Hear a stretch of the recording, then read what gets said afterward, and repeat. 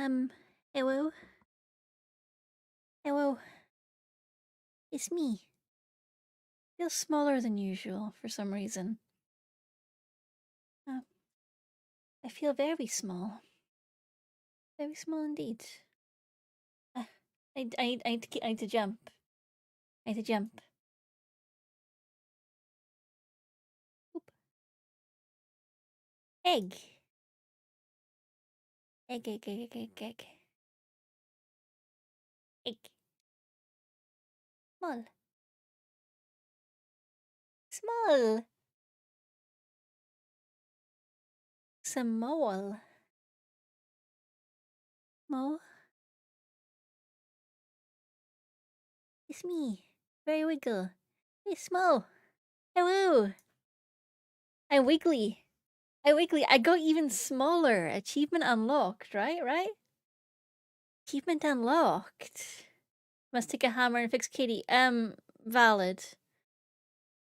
Valid. I would like to get hammered. That is a Sunday night mood. Let's all get hammered. Oh, how are we all doing? I do a wiggle. I do a wiggle. You can also do a wiggle in the chat, I believe, by going Caitie7 wiggle. Doesn't work when I do it on my application. I got it wrong. I probably have it wrong. Where am I wiggle at? Hang on. I almost had it right. Oh, there she is. Caitie7 wiggle with a capital W. Okay, I probably need to fix that. Wiggle. Wiggle army. Wiggle for days. Thank you very much to Airlia from Airlia Graphics who made the wiggle for us. Let me just get their link in the chat. Airlia Graphics, get a wiggle on. Yes, exactly. We wiggle. We wiggle. Thank you very much to Leah for the wiggle.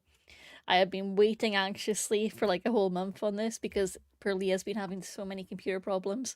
But the wiggle is here. The wiggle is here. We're here. Yeah, exactly. I can hang out with Cal and do jammies. I've not got the same fancy footwork, but I do have a wiggle. Alright, I'll switch to normal catgirl form, right? Whoop. Hey, it's me. With some slight changes, I fixed my eye makeup today. I figured I brighten up the eye makeup a bit today. It's maybe a bit too bright, but you know, I'm kind of it'll grow on me, you know? It'll grow on me. I'll get used to it again. Trying to line up some visual elements with 2D Caitie and 3D Caitie, so now we have this somewhat uncanny Caitie that I'm still getting used to. But also, Ellie heart. I realized that you guys don't often get to see my little heart freckle on the belly, so Ellie. How are we all doing? How are we all doing this lovely, lovely Sunday night? Have you had a good weekend? Are you rested? Are you hydrated? I am about to down a ton of water because sitting in that course on camera made me super dehydrated for some reason. I'm just out of a 2-hour writing course from the Cat Rambo Academy for Wayward Writers. Amazing name. Love that academy. Lunchtime for Breezy. What are you having? Is it more natto? I love that natto picture. So I'm just out of a course there, and it tired me out more than I expected, honestly. I think it's just because I was on webcam for 2 hours, and I always find that exhausting. Just being on webcam is... I feel like... I wonder if it's a neurodiversity thing. I realize now as I get on through the centuries as a cat girl that it's probably a neurodiverse thing where I find it very tiring to have to constantly be aware of what my face is doing and what my body is doing and watching for anything weird like eyes wandering, not keeping enough eye contact with the speaker, not nodding and smiling at the right places. And it's always been a drain, but I think I'm more aware now of what's causing the drain, and it's all the tiny ways my brain is like, oh my god, we need to do the things. We have so many things we need to do. I think that is primarily it. Not fun though, not a huge fan. Will they get mad at you if you turn the camera off? I mean, this was a course that I was paying for with my real cat girl monies, so I would have liked to see them try, but it felt kind of rude because everyone else was on camera. So they weren't mad, and they didn't seem to mind when I disappeared for like half an hour to eat some food because I can't eat on camera. I don't know what it is. I'm uncomfortable eating on camera. Um, they didn't seem to mind that, but I felt bad. Like everyone else is on camera and I'm not, and the speaker might be wondering what's going on. So I had to go back on camera. But at work, most of the time, I don't bother to go on camera unless there's an actual benefit to the speaker. Like if it's somebody that I want to be able to see my body language, or if it's people that I have a closer relationship with, where I like to get more of that connection. But if it's a business meeting, then no, camera's staying off. Camera is staying off. Absolutely. But the writing course was pretty fun. It was run by Jennifer Brozek, who does BattleTech novels for YA readers, which I really want to read now because giant robots. Giant robots. And it sounded really interesting. She's got a military background herself, and I want to see how that plays into the BattleTech novels. I've never played BattleTech, but hearing her talk made me want to read the books. Yeah, work people turn their camera off all the time, and I assume they're just dealing with real life. Same, yeah. Yeah, I did briefly do some work with a company where they really, really push you to have your camera on and would make like comments calling you out if your camera wasn't on. Didn't like that. Absolutely hated that. To the point where I would actively just not turn my camera on to spite them because I just no. I hate that. It's awful. It's exclusionary. Forcing people to have their cameras on and then calling them out and being like, "Oh, is your camera broken?"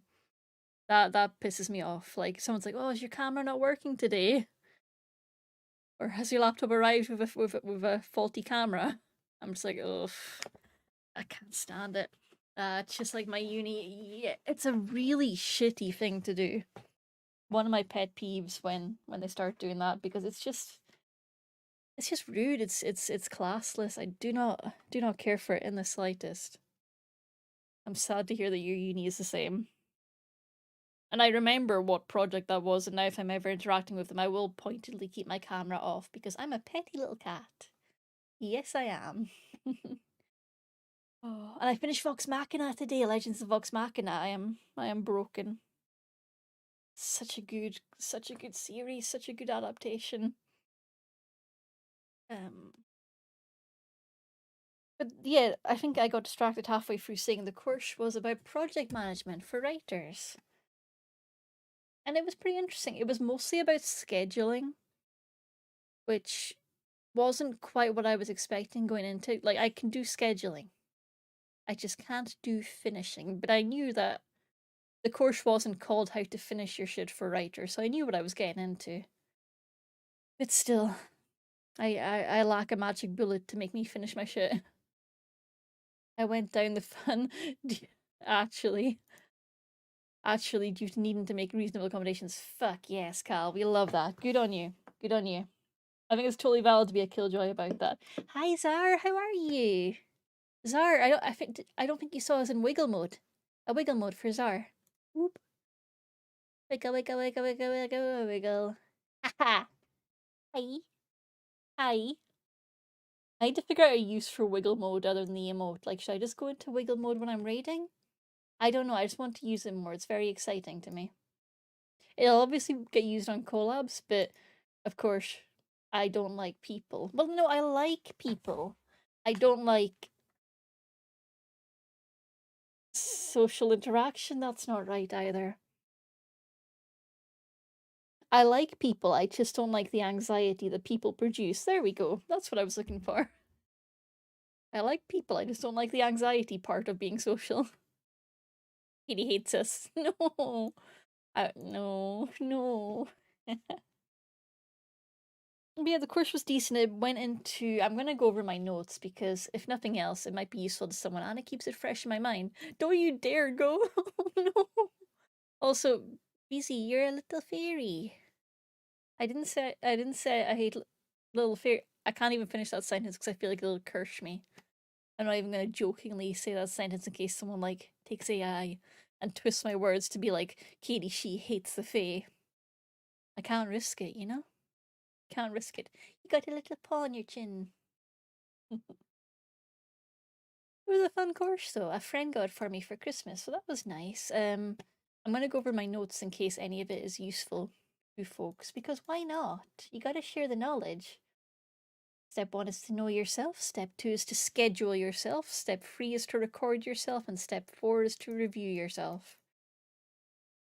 So I can kind of do know myself, though I need to get better at tracking my hourly, daily, weekly, and monthly word counts, and also my hourly, daily, weekly, and monthly pages/words I can edit. That one's going to be tricky. I'm bad at tracking that because it's a joyless experience and I'm very bad at it. And also how much final proofing, copy editing can I do in a day, week, month? Which, you know, if I ever get out of editing hell, I can track that too. And that was the main kind of points I took from it. Right when you finish writing something that's part of a continuing project, like a novel or a ongoing story, write down 3 things that you're excited to write next. I've heard similar stuff about like kind of write what's coming up so you're excited about it, but I quite like the 3 things idea. The nice number that. I like the number 3. And did I take note of anything else? Let me see. For some reason, I took notes in like 3 different files because of course I did. You know, that's exactly what a Caitie would do. I think that was the general gist of what I learned. But I quite appreciated the introductions. They did something I hadn't heard before, where you introduce yourself. You give your pronouns, of course. Always love that. A plus plus. Always good to hear that. And then you say where you're from. But the first speaker from America said where they're from and also gave the kind of not disclaimer, but a kind of statement I've heard before about how they're on indigenous territories and they acknowledge that and they acknowledge the local tribes of the land. And then every American writer that followed in the introduction would mention what indigenous territory they're in, what its indigenous name is, what the tribe is. And I just really liked that. I thought that was super nice. It was very good to see. I was just really impressed that everyone knew the indigenous name of their town and the tribe. It made me really happy to see that. I liked that very much. It was a good time. Good vibes. And then I was just like, I'm from Scotland. I'm from Scotland. Yeah. Cat Rambo's Wayward Writers are it's very inclusive and I think that it shows with that start. It was a nice cozy start where I was like, these are good peoples. I like them very much. And there was also a rule where if your pet came on camera, you had to tell chat their name. And that was also a very good rule. I got to learn all the cat names and learn about some interesting cats, like a Singapore cat, which the owner called a Velcro cat because it just wants to constantly be up in your business. I assume you know the Gaelic name of Alba? I know the Gaelic name of my hometown, yeah, but I don't tend to go into that level of specifics. Singapore cat is super cute though. It's like a little narrow Siamese face. And it was just like attention me. I love that. I love that. So cute. I was like, I wish my dogs could be on camera, but they never appear on camera when I need them. Only when I don't need them. It's the rule. Also, they were downstairs getting their dinner at the time, so they could have cared less. Mm. But how were all your weekends? We could start gaming. We could, but I kind of want to know how everyone's weekend went. Are you having a good time? Is it going well? Have you got things done? Are you proud of what you've been doing? I haven't got much writing stuff done this weekend, but I did get some nice model stuff done, like the eye upgrades on here. And I'm hopefully going to work on some new outfits soon. I'm working on the 250 tier of the Donathon. Oh yeah, Cal, I was going to reply to your tweet about if the custom emote should be on the Donathon thing, and I forgot to, so I'm just going to do it now in real time. And why not use it for the 30 quid tier, was it? The one that was a chat interaction tier? Swap that out for a custom emote. Yeah, I think it was, yeah, the £30 tier, Frantic Fanfic and other viewer games. Also, everyone go look at the Twitter list of things that are going to be happening for Cal's Donorfon and make sure to give it a boost, okay? It's important. Especially as important as our fight to get to the £100 goal where there'll be a super secret BL stream on Picarto. And that's going to be freaking amazing. That's going to be so good.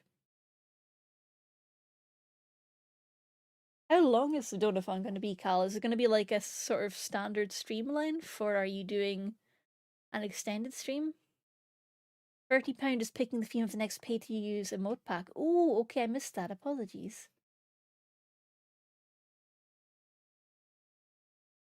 Oh man, all the game. It's such. I'm so excited for the Donathon. Some blogger buddies and I finally got around to read along for a trilogy's final book after the pandemic and life got in the way of it. Ooh, which trilogy? Which trilogy, if you don't mind me asking? It's going to be longer, but not an endurance stream because I have uni the next day. Hell yeah. Proud of you for being sensible. Yeah, hell yeah. That's the way to do it. You got to keep your healthy work-life balance on. Oh, Cushiel! The Cushiel series! Man, I really need to get back to that. I enjoyed the hell out of the first book. Cushiel's Dart, right? Yeah, I'm sure it was. I enjoyed the fuck out of that. It was so freaking good. I really need to get back to it. I'd be not sensible if I didn't have class. Well, then I'm glad you've got class to keep you sensible. Aha, yeah, there's a tweet about it being replaced. Did I miss any other exciting Cal updates? And Breezy, if you had a good weekend. I know I've been busy getting the house ready because I've got a week of plumber and joiner visits next week. Plumber and joiner and a trip to the canine hydrotherapy place, which I am super excited to try, but also mildly terrified because it's probably going to cost an absolute fortune. But it'll be worth it. But it'll be nice. It'll be good. It's just, it's a new place. It's a new environment. It's a bunch of rules I don't know. Like, do I need to wear a swimming costume? I think I read somewhere that you're supposed to have a swimming costume so you can go in with your dog. But I don't know if it was that hydrotherapy place. It might have been a different hydrotherapy place. I don't know. uh, well, I did so far as go to the grocery, I think, yesterday. Two groceries. Two groceries is more than me. I've done 0 groceries this weekend. And I really should have done at least one. But no, 0 groceries for me. Oh no, BRB, I just spilled Iron Brew down a white jumper.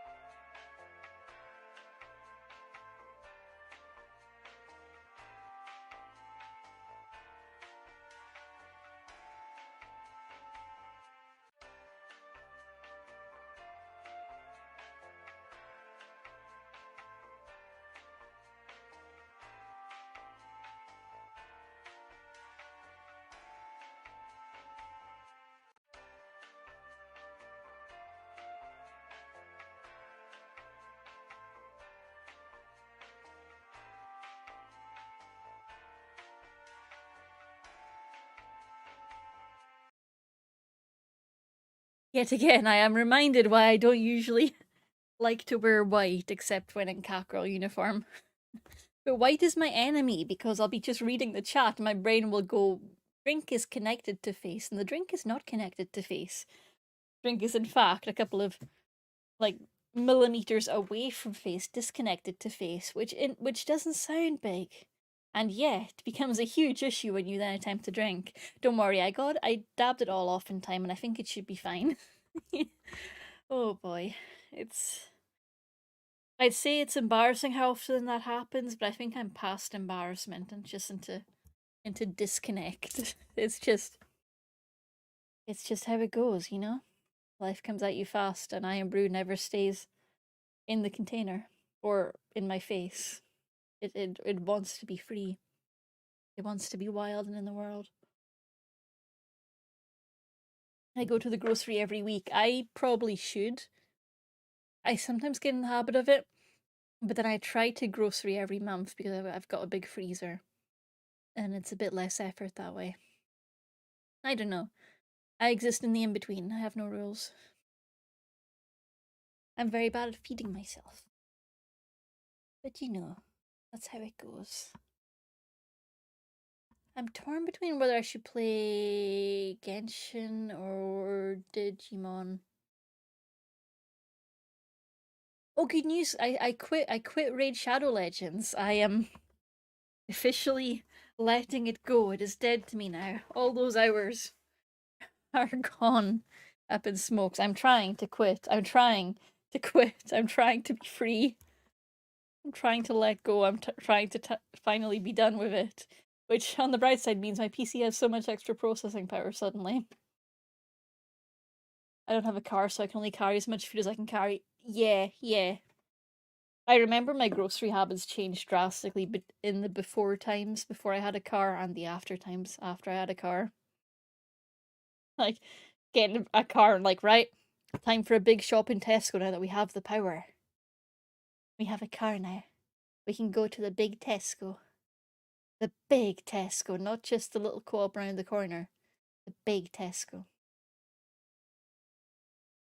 And back then I was also kind of thrilled by 24-hour supermarkets because I'm like, I can just rock up at midnight, it'll be nice and quiet, 1 a.m, nice and quiet. I can go Tesco at any time I want and get like cookies. But now I feel kind of awkward arriving at weird hours because I'm like, the staff just wants to be left alone to stock their shelves and get through the night.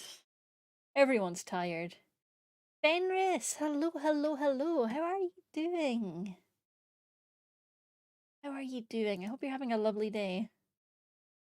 Only trouble for me at late night grocery is that they're out of stock. To be honest, whenever I go grocery shopping, stock tends to be an issue.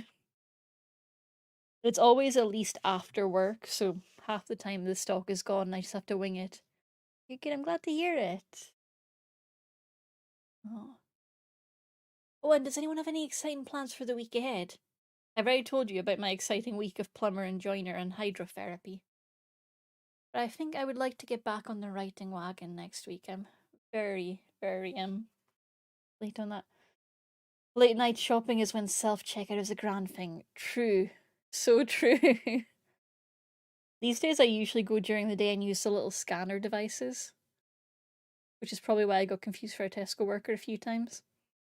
But I don't think those scanner devices operate late at night. No, they definitely don't in the big Tesco up here anyway. You have to use the self-service then.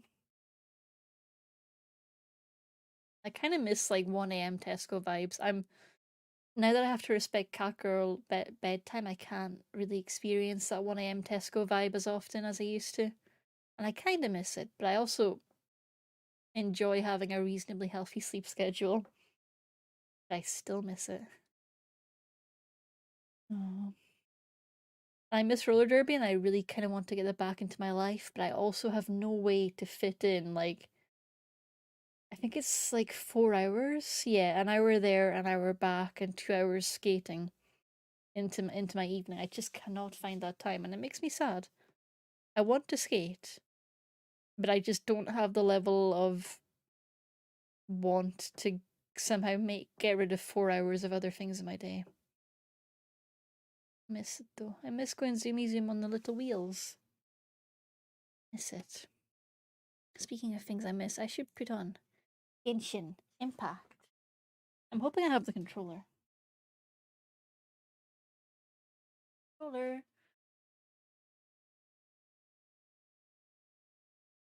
I'll go get it. I think it might be in the other room. Boop boop. I'm prepared. Right, I'll go grab the controller.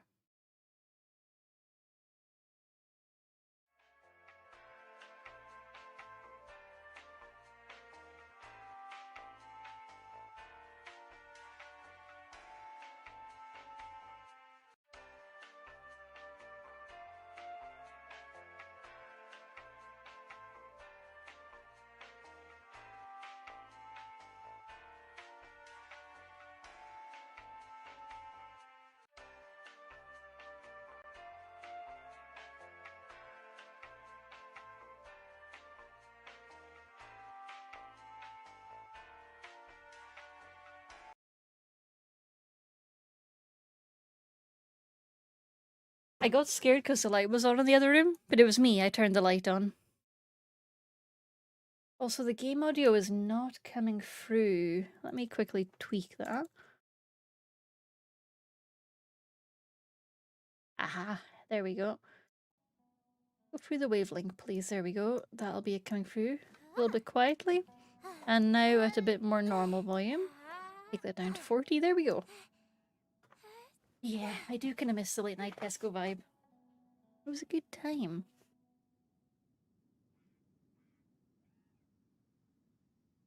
Right, so in Genshin Impact today, let's go across to the gaming room where I've probably forgotten to set up the window. No, I didn't. Look, it's working.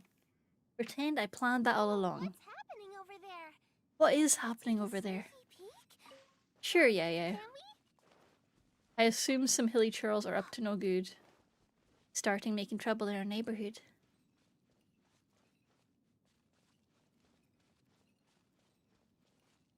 Okay, there's shit all happening here. Yeah, I'll be real with you. But we did get our Mr. Hayfim up to his next level, which means we have to fight the sandworm. So, we're going to fight the sandworm again. We're going to try and not get entirely mauled by it again. You ready, yeah? You ready to do a big epic combat? Sending this tiny child into battle like you. Do my bidding. Oh, you need those grass wings. Those black wings do not suit you. Hang on, just like take a moment on this rock or something, okay?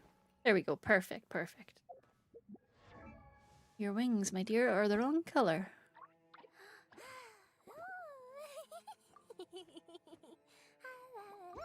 Oops. Yeah, that's much better on her. Whereas Alhaitham, I just feel like the black wings work for him. What do you guys think? He's currently in the default wings, which honestly I feel like are mostly his vibe. Though the wings of companionship kind of fit, but they're a bit too busy, I think, for what he's got going on.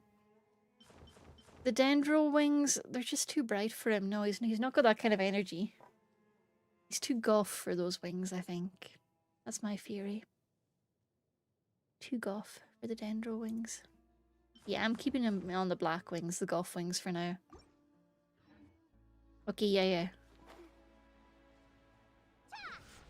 Probably shouldn't have done that. Might have accidentally killed the child. Okay, it's alright, she's fine. She can heal herself, it's fine.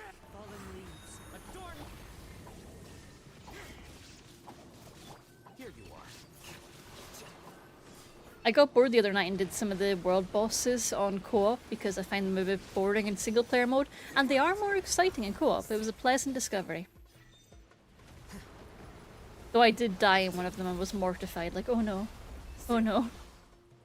I've let the team down, I've let everyone down. I suppose it means I'm having a good day if that's the height of my problems, you know? Ding ding ding ding.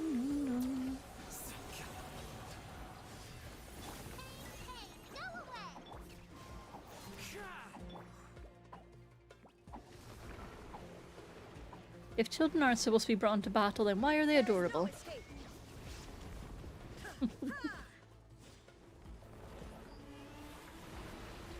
Then again, you can say the same thing about dogs, because honestly, playing Persona, I just brought the dog into battle all the time because having a dog in battle was cool.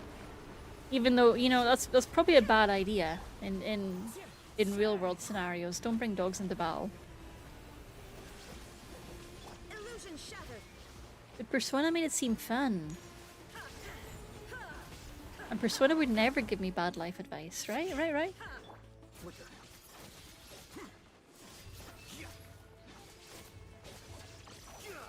They experience the horrors of battle, it's true.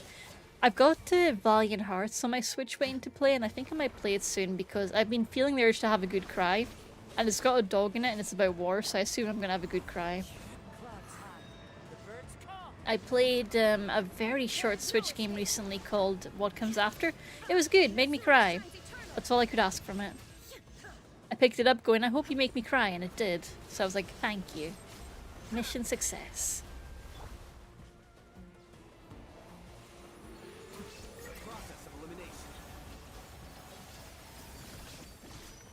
I don't know what it is, but sometimes it's easier for games to make me cry than movies. Not always, but I was thinking recently about, so one of the podcasts I watch, Trash Taste, a lot of the guys have a list of like go-to anime that they know will make them cry. Movies that they know will make them cry. I don't really have that yet, but I feel like there's a few games I'm reasonably confident will have me in tears. And I would like to get some anime and movies that I just know will destroy me. Maybe I should watch Banana Fish. I'm pretty sure Banana Fish would fit that bill. Banana Fish is a gay anime that I think ends horribly. I hear it's meant to be very tragic. So yeah, maybe I'll just watch Banana Fish.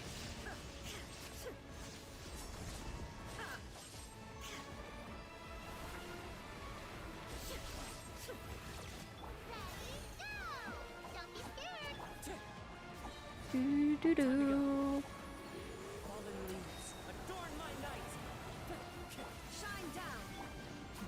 I love tragic things. It depends. Egg, egg, egg. Yes, egg. Hi, Midnight. How did your debut go? I've seen clips from it. It looks so good. I'm looking forward to catching the VOD. Did you have a good time? And I saw your fan art. That was fantastic. Really enjoyed that. I'll do a quick wiggle wiggle for Midnight. Yahoo! Wiggle wiggle. Beep boop boop boop boop boop. Boop boop boop boop boop boop. Wiggle. I think I just went into Twitch and was just kind of quickly going through. I know that was so nice. I was blushing. It was so good, but I'm sure someone clipped it as well. If not, I'll need to get on people to clip more Midnight goodness. It's me. I'm doing a wiggle. So wiggly. So wiggly. And it was so pretty. Oh yeah, I'm supposed to be in this window. I forgot. But I remember to take the thingies. We need to finish the politics quest. But I'm not seeing moderator Dave in the chat, and I'm like, but he was the most invested of all of us in who gets the town council position. Like, oh no. Moderator Dave, you're gonna miss out on the politics. Hey, I got the boss thing, and I need to do Leyline Deposit Challenge 20 times, so let's do some of that. Burn through that resin. And what's this, a commission? Okay, let's do it. I'm having so much fun with my first little animated emote. Exciting, and there will be more coming soon. I really enjoy these Grace commissions because they're just like, go from A to B and that's it. They don't ask much of me and I appreciate that. I say as I immediately fluff it.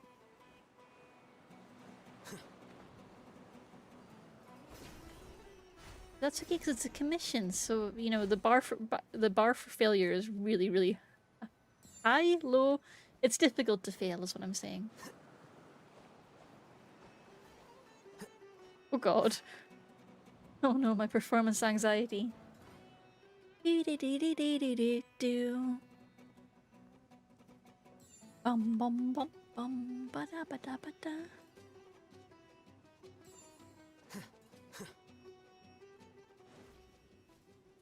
I've been really impressed from region to region how they've been improving the commissions to just make them easier to get through.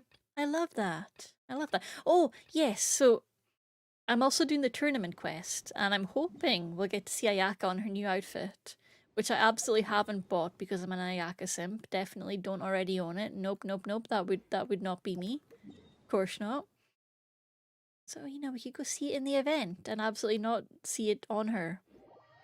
Where it already exists. Hi, Spacey, how are you doing? Are you having a good day? Have you had a good weekend? Do you have any exciting plans for the week ahead? Was I over here for a commission? Oh, it doesn't matter. We're on our way to a ley line now. Where is the ley line thing? Oh, it's miles away. That's not gonna work. Halfway across the map. Jeez. Oh god. Why do I exist? Oh, which class did you have to drop? I'm sorry to hear that, Spacey. And does EP mean scary? Oh. Big hugs if so. And you can have big hugs even if it's not scary. Like, big hugs are always an option. project management, it kind of sucked anyway. Oh yeah, yeah, I could imagine that sucking.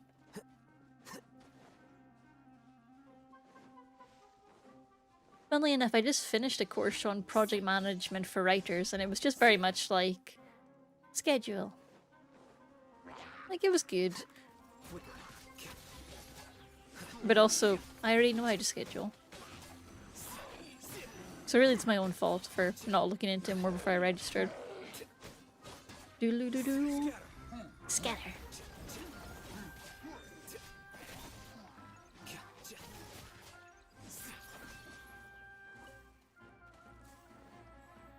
I'm supposed to be, yeah, I'm supposed to be destroying the towers, I forgot that.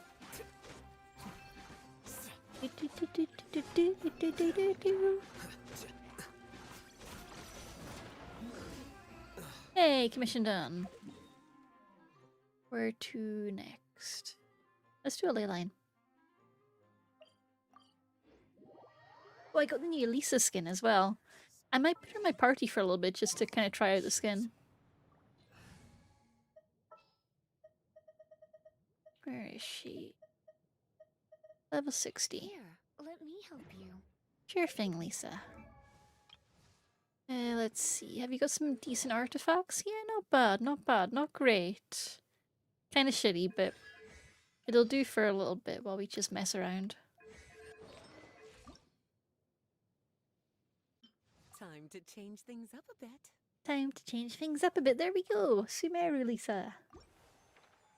And what weapon have you got? Eye of Perception. See, it looks good, but we can do stronger. Borrow. Yeah, borrow. Go for Skyward Atlas. Time to change things up a bit, exactly. Wait. And I'm going for the experience ley line, which is this way. Because, you know, it's always good to get good new experiences in life. I say as someone who is neurodivergent and very much averse to change. But yeah, change is great in video games and video games only. Only in the virtual world.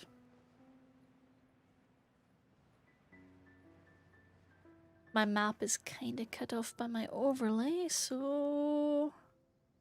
Which way am I going? This way? Okay. Change is nice in theory. Change is nice when not happening to me. Is this guy fully dead, or can I wake him up? Ah, he's fully dead. It's annoying.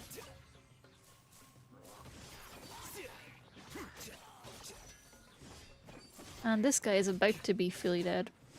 Rip.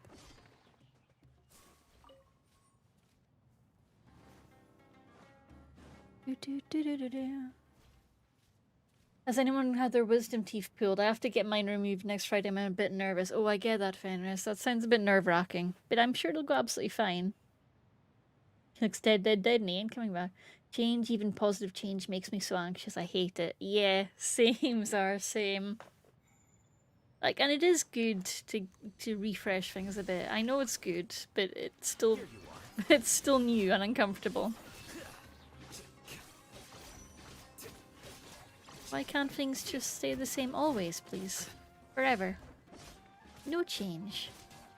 Stay put. Come a little closer. Lisa in her new outfit, getting all the aggravate. There we go, Lisa. Destroy.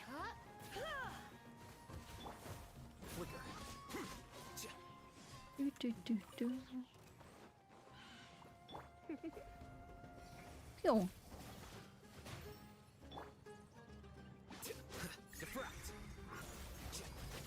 The only bad part is the anesthesia. That's really good to hear, Midnight. Thank you for saying. Yeah, I haven't had mine extracted, so I really don't know. But I do know that it's a super common procedure, so honestly I would trust that your dentists have done it a million times and they know the way to get it done super quickly and just like efficiently with minimal disturbance to your day.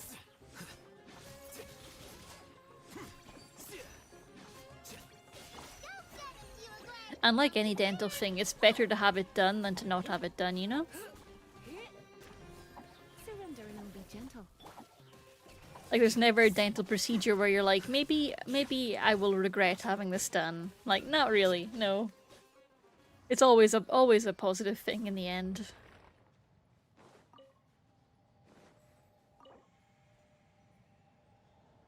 Yeah, mine are behaving so far as well. Fingers crossed. But you know, if they don't, then they don't, you know?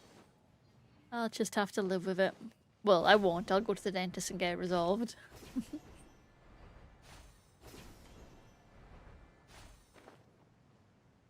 I'm pretty excited though, because I've got a dentist appointment in March, and people on Twitter will have been aware that my neck of the woods has had some awful fucking time with dental availability. We've had no dentist for about 2 years, so it's nice to finally have some. I'm very excited about that.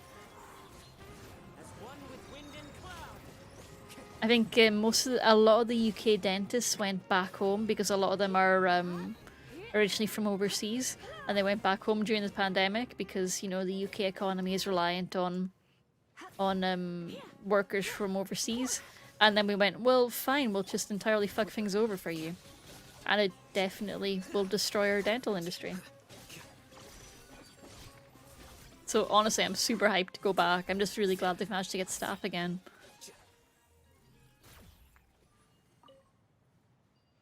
Because I think I phoned at the end of last year, and there was hundreds of people in the waiting list, just hundreds. I'm just glad they're actually getting the staff in.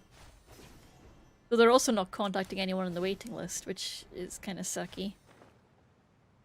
So I had to find out through the grapevine that they were open again. Oh, you're playing Darktide at the weekend.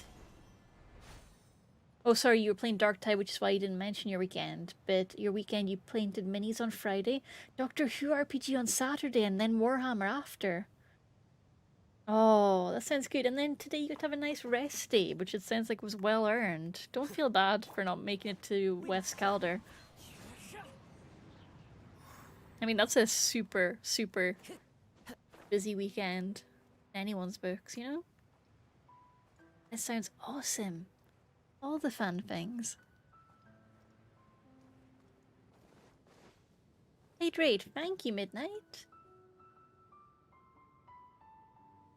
I am brew time.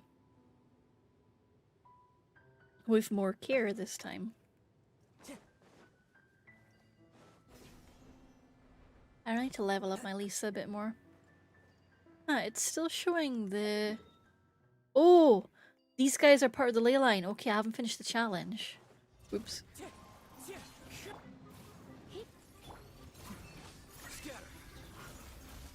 Oh, nice, Sar. That's super exciting.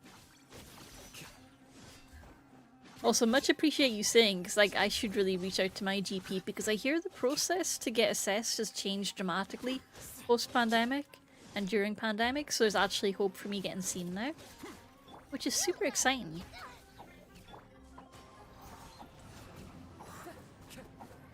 You're in for a little shock. I love the little dancey part. Yeah, I hope it goes really well. I'd love to hear how it goes for you.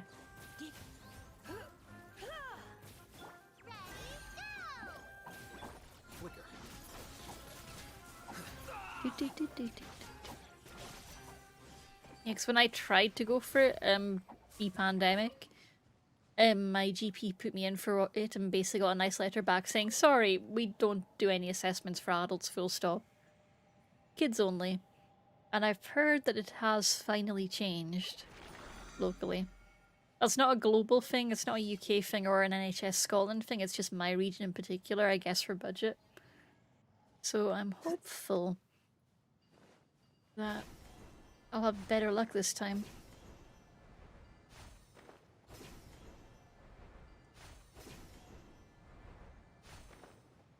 Getting all the level up materials. Here you are.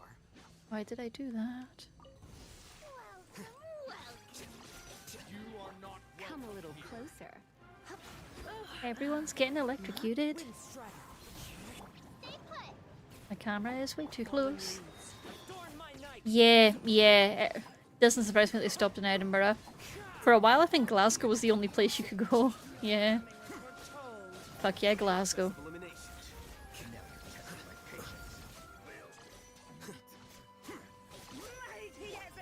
not to enjoy this too much. Don't be such a brute. Come a little close. Wind strike.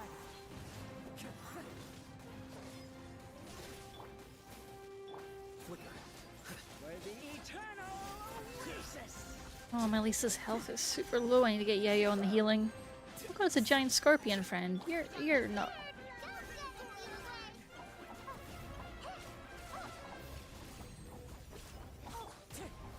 Scorpion friend, scorpion friend.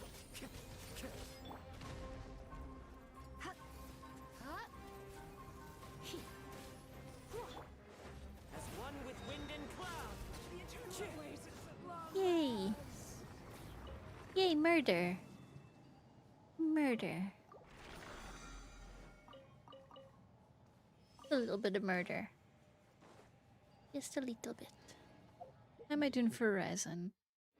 2 more, and how am I doing for the monthly, weekly goal thingy?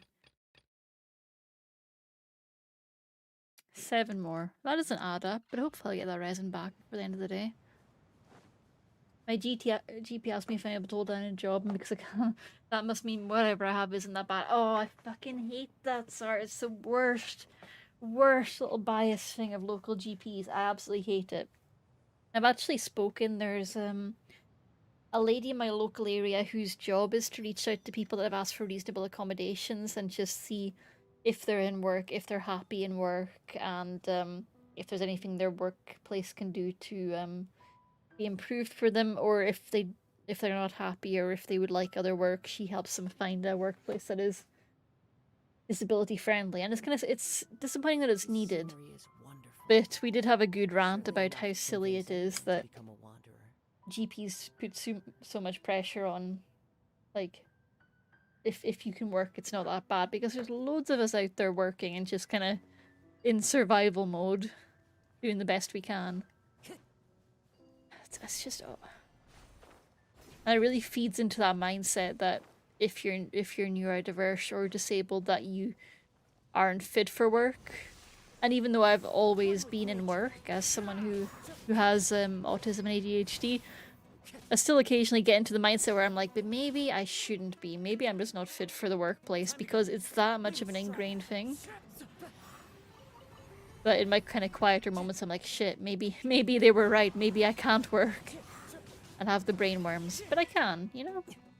I can.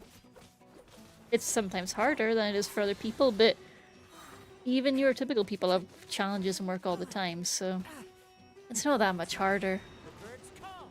That sounds dismissive coming out of my mouth like that, but you know, everyone has challenges in the workplace, and a good workplace should be able to support them.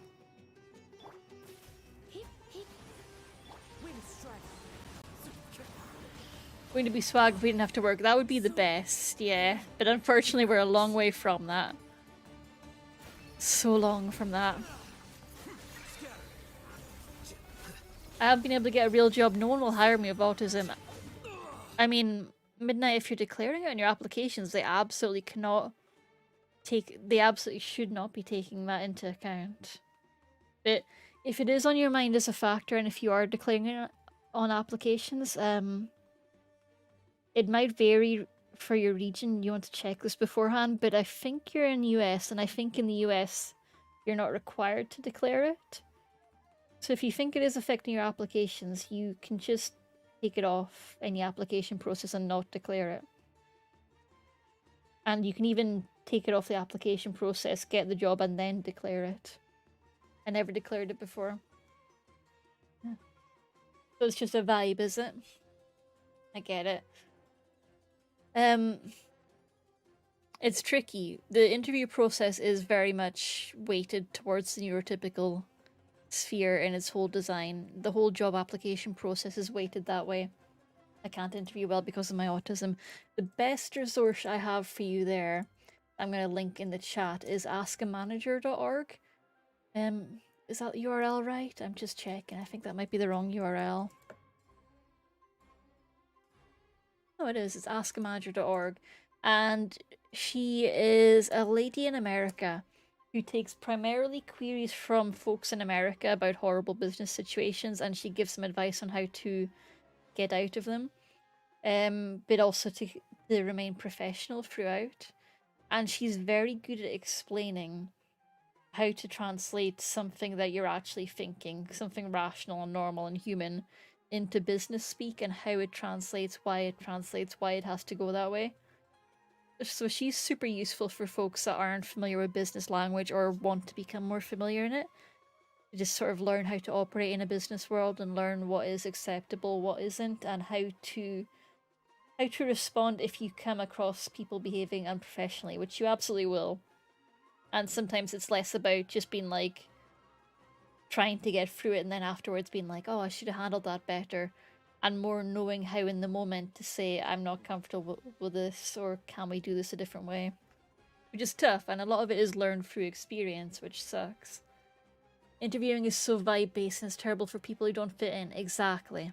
It's really tough if you don't if you don't know what the vibe is or the industry or know someone already in the company. So Ask a Manager is my main written resource there. I'm just looking for the Toodaloo lady from TikTok, so if you prefer video resources, yes, Loey Wiley? Loey Wiley? I think I'm saying that right. She is a TikTok creator who does subtitle videos that are all dealing with how to professionally say things like, I hate this, or I'm bored, or you're annoying the hell out of me.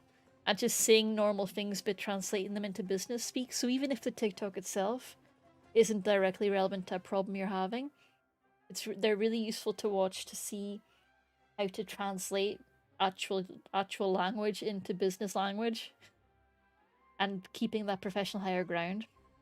It absolutely sucks that we need to do this, but it is kind of the name of the game right now.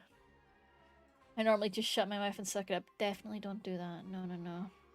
Well, it's tricky because, I mean, some interviewers really do want to have that power over you. So sometimes that is absolutely the best way. Other times they kind of want to be questioned. It's tough. It's tough. I don't look back fondly on any interview I've done. Most of them I feel like I've handled myself okay. But most of them I've also been entirely lied to by the employers, so that does leave a bit of a bitter taste in the mouth. I think the number one tip I have for interviews is that it's very practice based. So even if it feels like an interview hasn't gone well, remind yourself that it's all experience that'll make you stronger for the next interview. And it doesn't necessarily, your goal doesn't have to be getting the interview perfect or like succeeding at the interview. It's more just building up a number of interviews so that you've got that built-in experience. So just going through interviews, that even if you're not fully invested in them, just going through various job interviews to get familiar and get the experience and get comfortable can help a lot. And sometimes it takes a bit of the pressure off because it's not about kind of winning the interview or getting the job. It can just be about showing up, and it might be a terrible interview. They might not show up at all, they might show up an hour late, they might treat you like shit, but then it's all experience, and it will all A, be useful for you in future interviews, and B, make good stories for streams. So it's a win-win, you know? It's good to have that experience, even if it isn't a good experience in the moment. Yeah. Phone interviews are rough. A good thing is to ask before an interview what the style will be, says Zarlaxes, because some of them are done in specific ways. A star is one that comes in mind and you can practice for the types of questions ahead of time. Absolutely. I don't know what a star interview is, I'll need to look into that. But yeah, it's good to ask questions. The ones I do know are IT interviews usually have like a technical question section, but it varies a lot company to company. Big companies like Google and Facebook have a lot of their application process documented on YouTube, so you can look it up there. If it's a big company, looking on YouTube might get you results, or looking on glassdoor.com might get you some good insight on what the interview involves. And Tesco, I believe it is, and Marks and Spencer's do like group panel interviews. I think it's either Tesco's or Marks and Spencer's or both that also interview as a panel. They also interview multiple people at one time, and I hate that style of interviewing. It's really, really shitty, and nobody has a good time in it. Retail interviews in general are shit. I'll be real. Retail interviews are generally just very bad times. Situation, task, action, result is what it stands for. Okay, so is that one where they give you a situation and kind of gauge what your action is and what response you give them? Because yeah, I think in that case I've done a lot of that where they're like, what would you do if you come in and everything's on fire and all the systems are down and the client is on the phone? There's a lot of that in IT. And if I've got a real life experience, I'll draw on that. Tell us about a time when. Exactly. Thank you, Zar. So it is similar. Yeah. So if I've got my own experience, I'll draw on that. And if not, it's totally okay to just say I would ask my team leader or ask a manager or ask a senior developer, some sort of senior position to you. The number one mistake I think I see people make in interviews is not admitting when they don't know an answer. So I really recommend being comfortable saying, I don't know, but I would ask X person. Just saying, like, you don't immediately know the answer, but you know the path to find out. That's a good skill to have. Especially in IT interviews, because, like, developing, in a nutshell, a lot of it is just you're not going to know what you're going to do every day. You're not going to know the answers for every question, but you got to be prepared to Google. But you can't say I would just Google it in an interview, so you have to be like, I would speak to my senior developer, I would speak to my team leader. And really what you would do is you just Google, but it's a more business professional way of saying that. It's kind of wild that we have to go in these little hoops. Yeah, absolutely. If someone comes in and acts like they know everything, I feel like it's a bad look in an interview, and anyone who's interviewing you is going to think that you've kind of got too much of an ego, or are going to be difficult to work with because if you do something wrong, you might not admit it, or if your colleagues do something wrong, you might not handle that well. There's a lot of red flags if someone is super, super confident. But again, demographics come into it. Like, if you're a white male coming in with that kind of ego, you've got a bit more leeway. If you're a woman coming in with that kind of ego, you've got a lot more weighted against you. Or if you're non-binary. Yeah, it's tricky. It's really tricky. I interviewed for a design job, which I have years of experience in, but they started asking me questions like, how many times does a clock hand move around the big hand? That's bullshit. What the fuck? I don't think like normal people I have low IQ autism. I can tell them that. Big hugs, Midnight.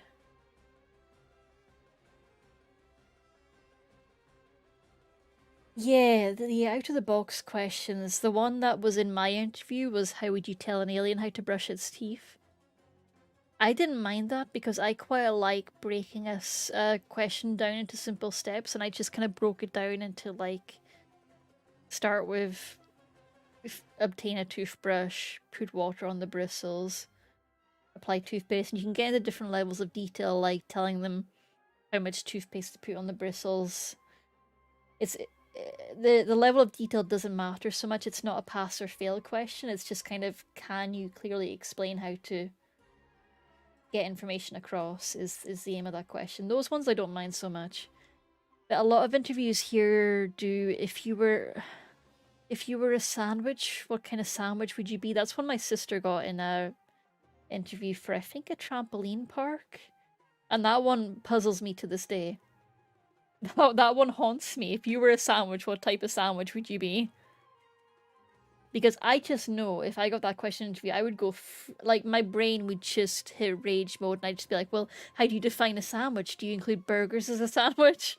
Is it just meat between bread? And I'd end up just entirely derailing the conversation because I'm like, how wide are the parameters for this question? Do you consider a hot dog a sandwich, sir? And then I would inevitably make a bad impression by being pedantic as fuck. Which would be an accurate impression. Is it whole wheat? What if I'm gluten-free? Exactly. What if you just don't like sandwiches, you know? Like, is a taco a sandwich? We just don't know. So you know the anime where the girl gets her teeth brushed? Oh no, that's a reference, Sarah. That's a reference. For these weird questions. Yeah, they're not about the alien brushing his teeth one. I kind of get because it was in an IT job to show that you can take a simple concept and break it down even more simply and explain something that is simple to you to someone who might be entirely unfamiliar with the concept. So it makes sense in IT sense because a lot of that work is taking a concept that you know well and showing and explaining it to people that don't know it well. So it makes sense in that context. But if I was in an IT interview and somebody asked me what kind of sandwich I'd be, I'd probably riot. I won't lie. Oh jeez. That one just pissed me off. And my other pet peeve is interviewers that turn up late. The only times I've seen that really happen is when the interviewers don't care about the job, it's already been filled, or they're just doing some weird power play. But 9 times out of 10, it's just a major red flag for the company if the interviewer isn't on time. That's why we have managers to translate the developer speak to something humans can understand. Fair, fair. But I think it's a good skill to have as a in the dev world. I like having that skill, but yeah. It's also a balance. Like I feel like there's other developers out there that are much stronger in the technical side and weaker in the explaining side, and that's fine because we can fill each other's sort of bases. Is that what I meant? We can cover each other's weak spots that way. In all teams, a balance, you know. Like variety works in a team.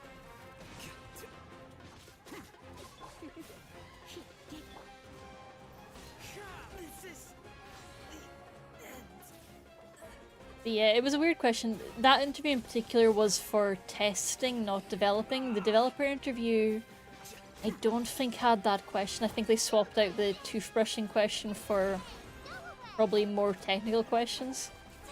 So they did make that kind of allowance, which was nice.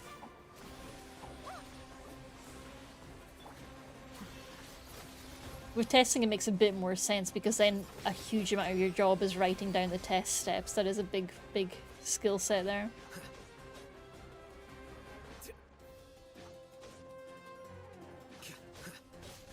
I quite like where I sit because I can help explain what the devs can't do to the customer service, account managers, salespeople, and it's a lot of fun. Yeah, I really enjoy that. Back when I was working in the same room as like a tier 1 team, I like being able to just talk to them. Because like the worst thing I think a dev can do for their social skills is only deal with people via tickets. Because when you're just dealing with like tickets and your incentive is to get the tickets handled as quickly as possible, it's just you're incentivized to be rude and sharp and just be like, sorry, not for us, goodbye, to every ticket that comes your way. I'm dangerously low on people on this team. I don't know how to code, and I probably never will learn to code properly, but I grok it enough. There's always time to learn. You never know. It's kind of fun to learn. So the mood may end up taking you one day. But yeah, it's absolutely not something you need, I think. Depending on what area you're in. Hey, we got the blossom down. I know how to code in some languages, but it's never the languages that are actually in demand. But it's always a language that crosses over. Like, all languages cross over in a way, so having knowledge of one will benefit. It isn't the same as being fluent in one. Oh, sequel's fun. Yeah. Sequel is fun, but I agree that it feels very different to standard coding. It's mega fun. I love a bit of sequel. Hey, brew time. Remember to hydrate, chat. It's important.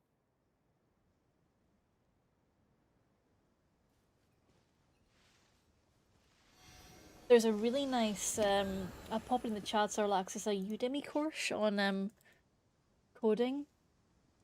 that I signed up for. I haven't finished it because I don't finish things. It's an ongoing problem that I'm working on.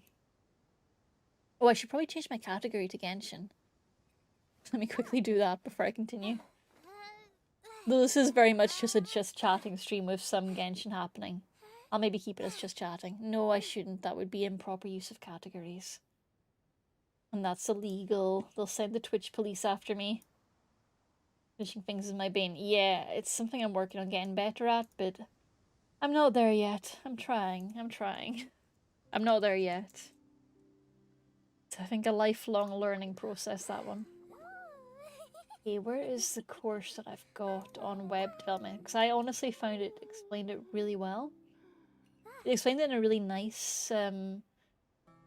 There's so many good web development courses out there is kind of the problem, but this one by Udemy I really enjoyed in particular because it just explained a bunch of stuff I didn't know, like how HTML was based on the printing press. I had no idea. And that's why it's got things like bold italics. I can't remember now, but one of the earlier lessons is about how much of HTML is rooted in the printing presses, and I found it really fascinating. Okay, get this URL for it without all the guff on the end. There we go. It's Angela Yu's Complete Web Development Bootcamp. And it's a Udemy course, which means whatever price it shows you, if it's not severely on sale, don't buy it. Udemy has big sales like every other day, usually around Friday weekends, so hang fire and it will get cheap. What day is it today? Oh, it's Sunday. I couldn't remember. So if it's not currently heavily reduced, just keep an eye on it and it will get heavily reduced. But yeah, Dr. Angela Yu's course is really fun. And it covers like anything, everything that you need for mainstream development work. HTML, CSS, Bootstrap, JavaScript, ES6, and intermediate JavaScript. The DOM, that's part of HTML in my books. Advanced JavaScript, jQuery, Unix, backend web development, Node.js, Express.js. Git, GitHub, and version control, that part's good. That's really important, that one. APIs. EJS, I don't know what that is. A template, I think. Oh yeah, it's linters? Not sure what EJS is, haven't got that far. MongoDB, it goes on for a while, it's got a lot. We have a Udemy account at your job. Nice! My job doesn't, I have to pay out of pocket. Ooh, what's happening over there? I've had 200 interviews in the past 2 years and couldn't pass one. I gotta figure out what to do. Oh, midnight, big hugs. On the plus side, having 200 interviews under your belt, that is not something to be sniffed at. That is crazy experience. Like, that is way more interview experience than I've ever had. And that is majorly impressive in itself. Also, you're in the US, so they probably, I think, yeah. And the US tends to use a lot of automated software, so it can be worth keeping a spreadsheet and seeing how far you're getting along the process. If you're only getting as far as the part where you submit your resume, or CV as we call it in the UK, and it's rejecting you there, it might be your resume lacks the proper keywords that is getting thrown back by the automated system. And if it's not proper keywords, it can be something like maybe it's looking for work experience and you might need to volunteer for a bit to get that in and check that box. If it's using automated forms and automated resume skimmers or fancy little application forms, it's 9 times out of 10 is going to be some automated nonsense that's kicking you out. And then if it's later on in the process where things are going wrong, just work from there, you know? If it's the phone interview stage where things are going wrong, it might be worth kind of focusing in on phone interview skills. In-person interview, then look into in-person skills.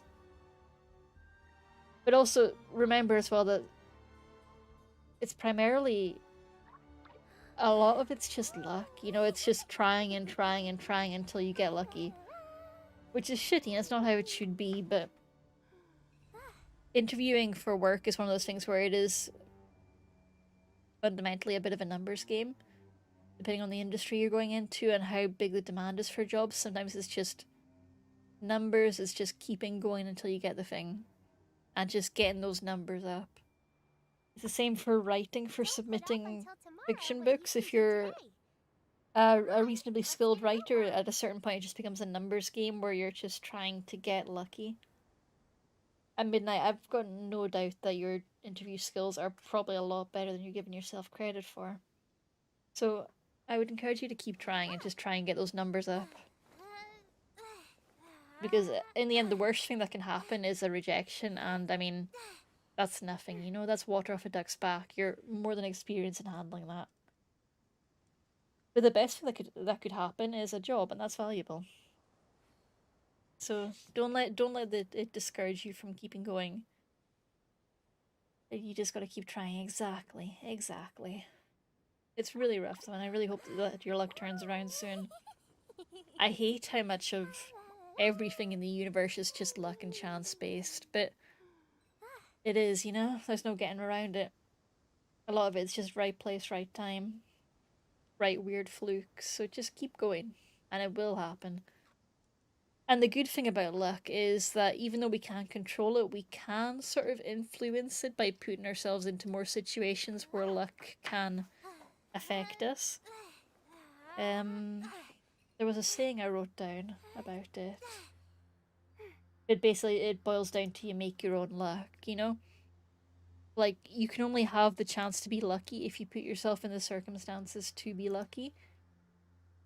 So just getting that submission in, that job application in, is a lot better than not applying at all and never having that chance to get lucky. Ooh, But it's what's happening exhausting. over there? So also make sure you're taking care of yourself and giving yourself lots of kind of rest and rewards. Definitely make sure you're giving yourself some rewards for all those interviews you're sending out, because that's exhausting and you deserve to recognize how much hard work that goes into that. Super duper tiring. There's something just inherently draining about the process of job applications. I say something as if I don't know. It's a process that's actively designed to discourage people and to get people to drop out if they're not fully committed to it. Like, so much of the job interviewing process is designed to wear you down and get you to drop out. So definitely recognize that you're in a process that's designed to exhaust you and frustrate you. And planning some extra self-care time in light of that.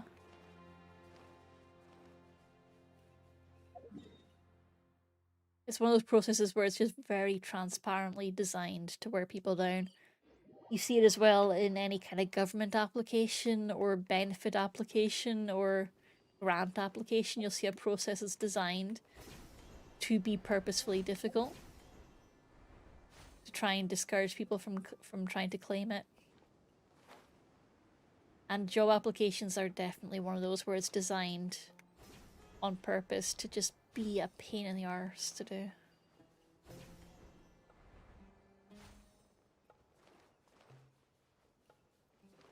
Dark pattern, I believe. Well, I guess it's not a dark pattern, because a dark pattern is more when a website tries to be addictive.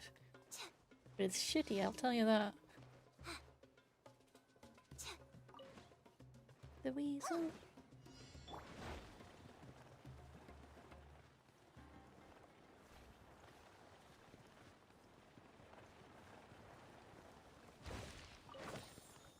It's kind of wild, really, the amount of processes that are designed to wear people out and reduce numbers that way.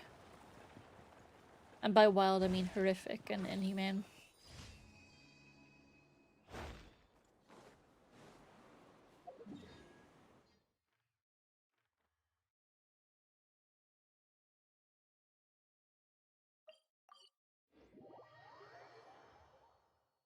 Clear weather all around brightens the heart. It's frustrating because it's one of those things where I wish I had a solution, but there isn't so much a solution as just, you know, trying to get through it and knowing that it's gonna suck. Follow the wind.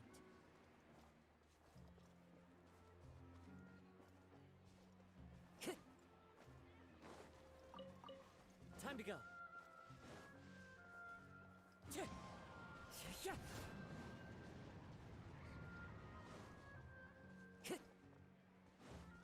I really don't miss interviewing though. I'm sure I'll end up having to do it again sometime. Statistically, I'll probably end up having to change careers at some point, and I'm jazzed about that. Time to go.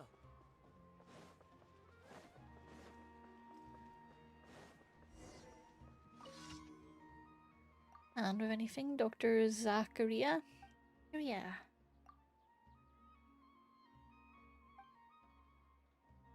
In my current job, I'm constantly waiting for it to drop out from under me.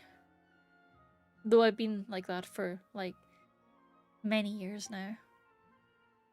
But still, every year it just feels more and more likely it's going to drop away. And maybe it will, you know? Maybe it will. That's one of the reasons I try to focus more on the Twitch streams and the shop, but I'm very bad at asking people for money, so the shop's been particularly difficult to keep updated because of that inherent discomfort. Like, I've been meaning all this year and most of last year to update the shop stock and just get those stickers updated. There's something that feels very kind of uncomfy about working with physical products and people's money and merchandise. Something I need to get better at. It would be nice to have a little safety net so I don't have to worry constantly about the day job falling over. But it does mean getting over that part of me that's uncomfortable just dealing with financial stuff online. It's hard to keep your shop updated. I hope you get more support. Thank you. I did have some nice small victories. Let me give you my monies, Caitie. No. That's the problem. I also don't like taking money from friends. I'd rather just give you guys all things for free. Though from speaking to Cal, who also sells awesome merchandise, I think that's a common problem. Or at least when I'm speaking to Cal, it feels like it's a common problem. We're just like, we just want to give everyone things for free. Always.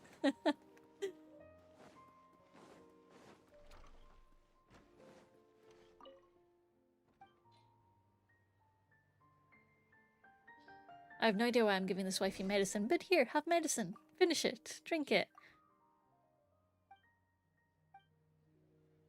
Yay, medicine. But I'm hoping to get... I really want to sell more stickers this year, but I also never feel comfortable selling something unless I've seen it physically. So it means paying out on that advanced stock, and that's scary. That's money. But you know, we'll get there. We'll get there. It's payday soon, then I can order things.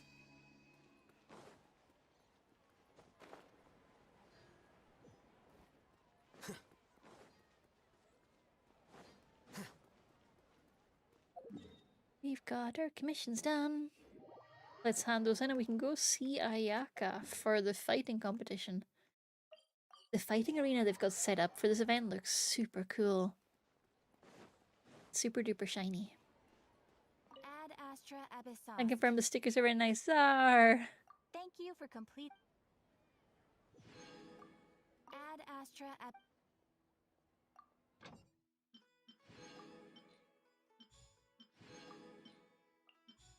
What I find really inspiring is going into the Danmei fandoms and seeing, because there you can't make merchandise for profit, it's all just for production costs only.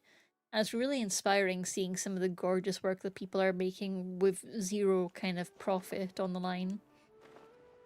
I find that very inspiring. I might just fall down that rabbit hole for a bit when I'm needing a pick-me-up.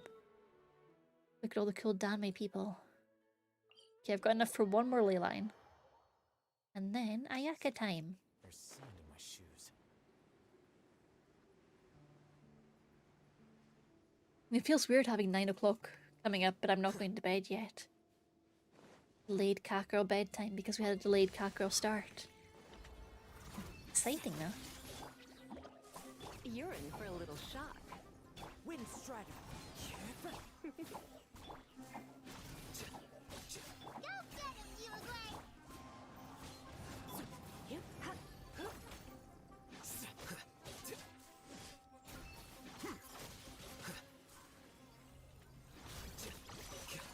Nice. One down.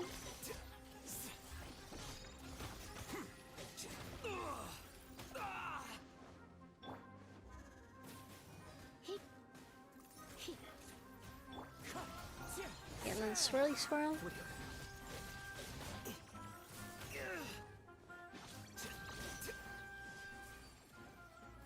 And you too, sir. Mr. Robot, don't you go invisible on me. That's illegal.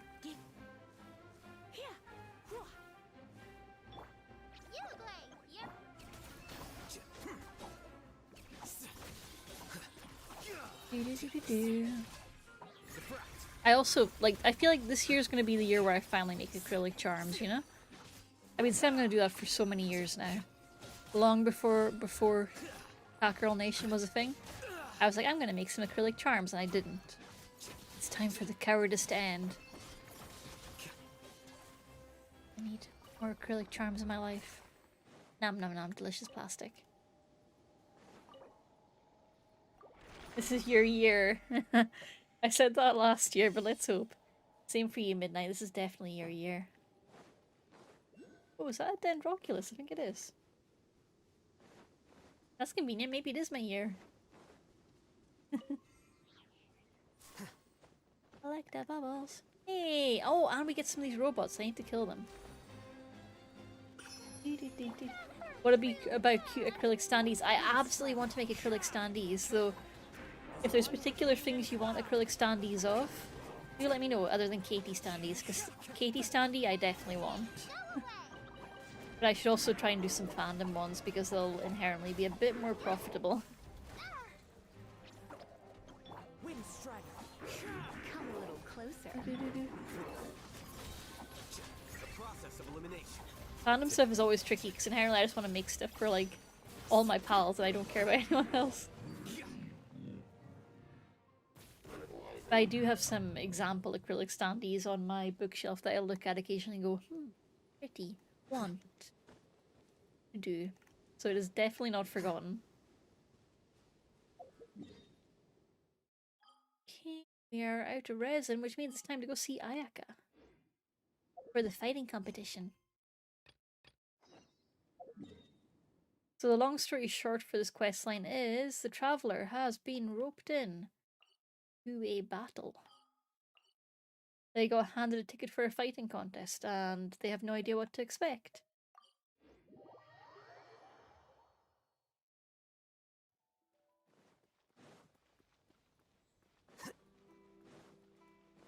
But I'm expecting combat. I'm definitely expecting combat. I'm an expert. Let's swap out Lisa for Fischl. Just in case I have to use this team. What? Hey, cutscene time. Let's go. Oh, look! There's Ayaka and Chisato! It's Ayaka! Is she in a fancy outfit? Oh no, normal outfit. Traveler Paimon, you made it. Did you rest well yesterday? Yes. That's the traveler, composed as always. It's important to keep a good mood before a competition. We're in it to win it! Yeah, we are. You all are in good spirits today. Everything should be set to go for the opening match. That's Toma's voice actor, I think. Speaking of which, are these 2 boxes for voting? That's right, I've arranged everything. The box on the left contains the ballots for Warrior Spirit, while the box on the right is for the other events. The results will be revealed in the 3rd round of the competition. And given how strong the Traveler is, you're practically guaranteed to make the 3rd round, right? I'm so strong. Strongest. Mr. Onodera. We'll start with the box for Warrior Spirit then. All right, thank you. Things are about to start soon! Let's head to the arena! Good luck, traveler. I hope you'll do well in the competition. I will, I'm strong. Miss Ayaka and I should go watch the matches. See you later.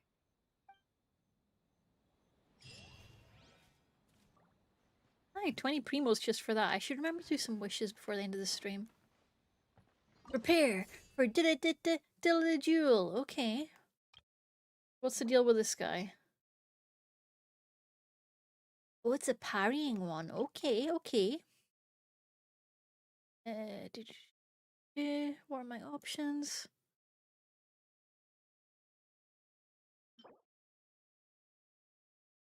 Sure, let's just go into it. I don't know what I'm doing.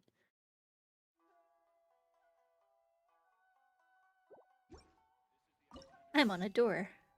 Start, okay.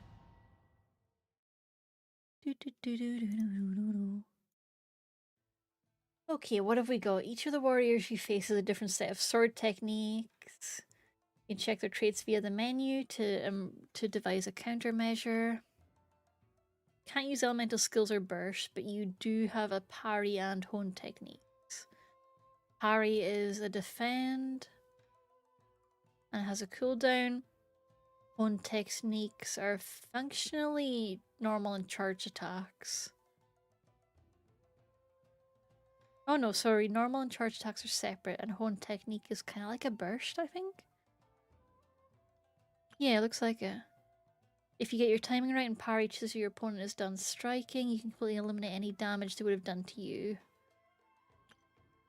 When a warrior is about to use their ultimate technique, their weapon will shine, perfectly parry these techniques to unleash powerful counterattacks. Okay.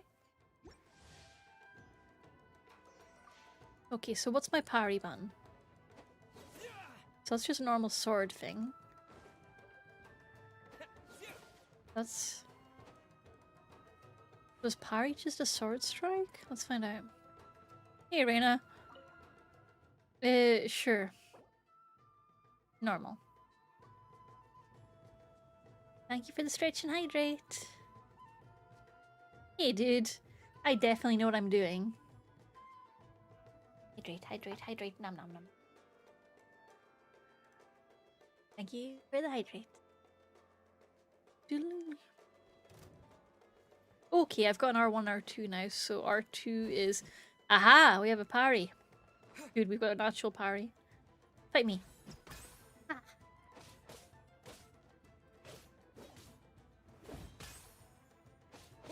Need to get my timing on the parries a bit better.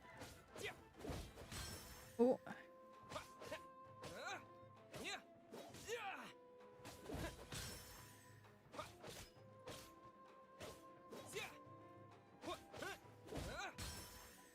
Okay, and now I've got my ultimate technique. Ah ha ha! It makes me swirly. I don't know what that means. This is my first time participating in this exhibition, so here I go. Haha, now you're dead. Okay, that went alright. My timing's not great, but you know, that's okay. Yep, I'm ready. Let's go for... hard. Fight me! Oops, I took damage. Fight me! Oh, shit, there's a cooldown. I forgot.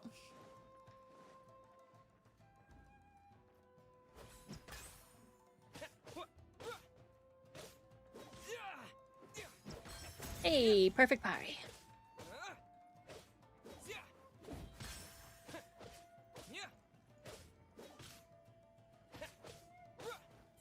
Ding. Okay, I'm getting to the swing of this now. Oop.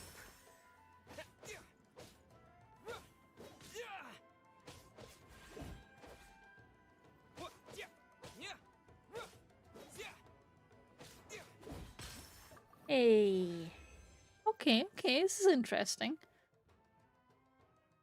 I don't know why, but I thought this event would be more about using a team in battle. I swear I saw something about that online. Maybe it's got multiple stages. Yeah, let's go. Pro mode. I'm a pro now. A pro duelist. Oh yeah, I suppose there is multiple opponents, so I should, like, factor that in. It's not just this one nervous guy.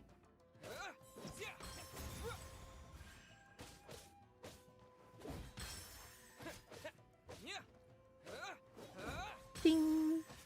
This is weirdly satisfying. They should add parrying into the normal combat.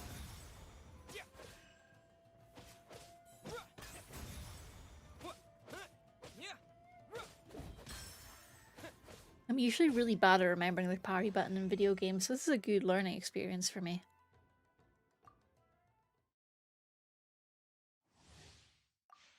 Like, I think in The Witcher I only parried during the tutorial and then entirely forgot it existed. Okay, that dude's done. Let's go find someone else to fight. Can't exit that way apparently. Whoops. How do I leave? Okay.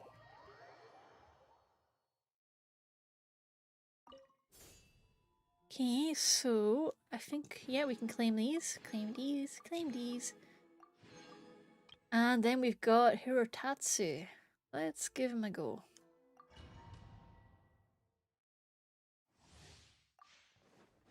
Alright, Reina, let's do this.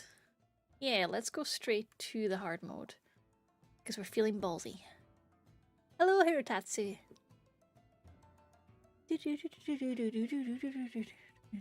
So cinematic, I love it. This reminds me a lot of Ghosts of Tsushima, their dueling system. Hi, you're an alert, sir. Oh, ouch. Ha.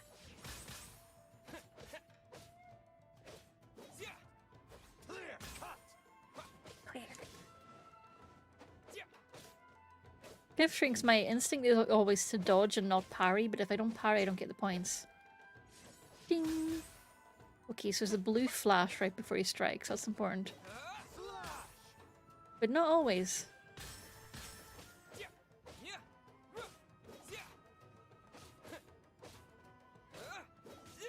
Hi, sir.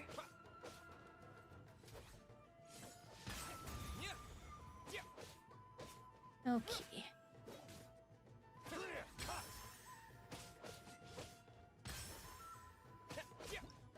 Hey, hard mode done.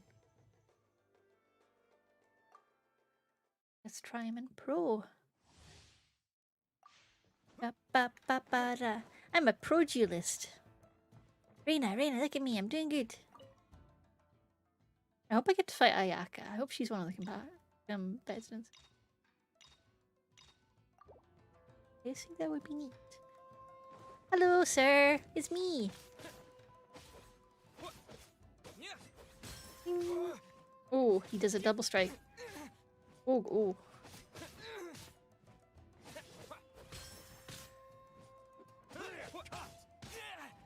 Oof. Oof. Ooh. Where's my rhythm gone? Right, take a moment, cat girls. Okay.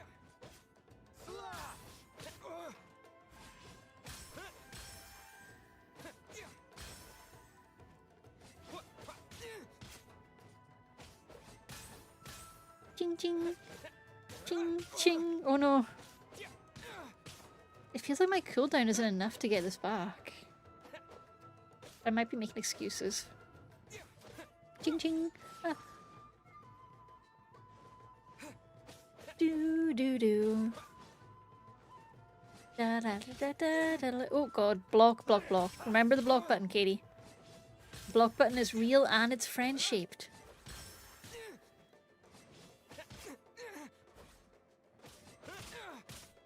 Oh god. Might not have this, kittens. More like, not looking great.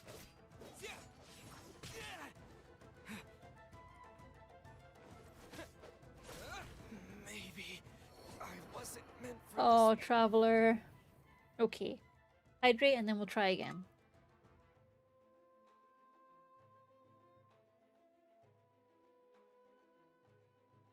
Okay, one more time.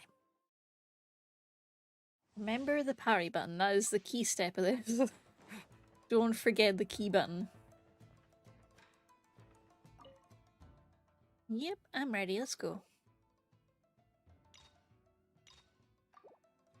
What's my ping rate like as well? 41 milliseconds. That should be fine. Bing! Yeah, his follow-up slashes are so quick.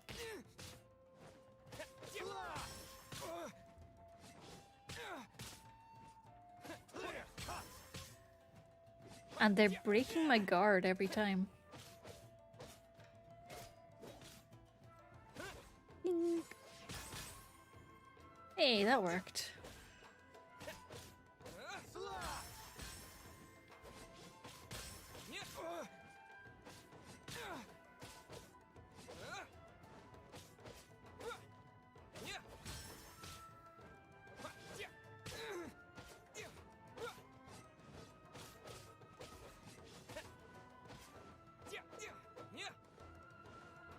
This is interesting. Ding! Oh god, what am I doing?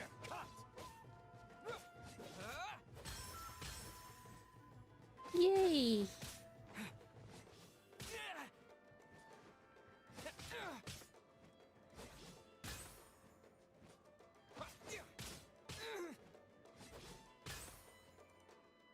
Okay, got you. So I think I need to wait for him to do that cycle of free blades because he's fucking me up every time with that.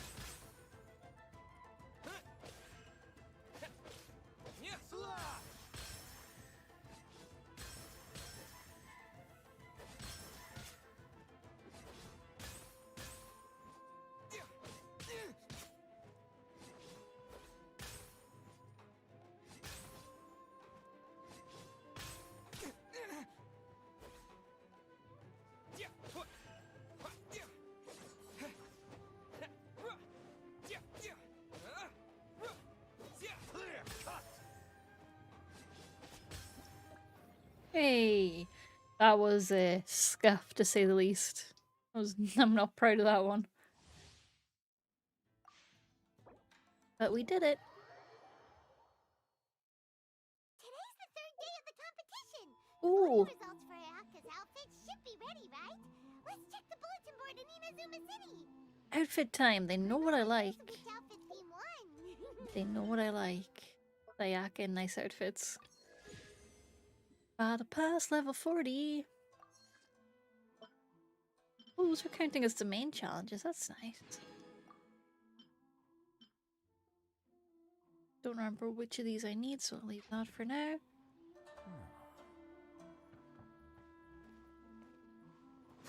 Bulletin boards in Inazuma City, they said? Okay, let's go there.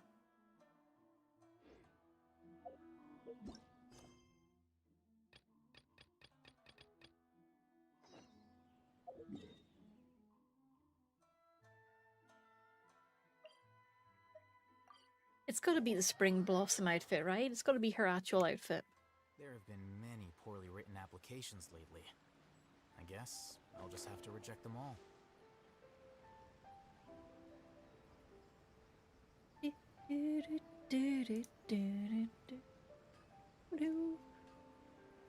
Oh, there's a notice board. I see. Oh god, another cutscene. There's already a crowd gathering in front of the bulletin board. Let Paimon see! Coming through! Out of the way, we're important. Oh, I didn't expect the votes to differ by that much. I thought for sure that Masako would win, given that warrior spirit is a competition unique to Inazuma. Just as I predicted. Besides, don't you Well, Miss Orith is fiercely competitive, but loves to play pranks on others, which is nearly the complete opposite of Miss Kamisato. However, it'll be interesting to see Miss Kamisato in a Fontaine outfit. Huh?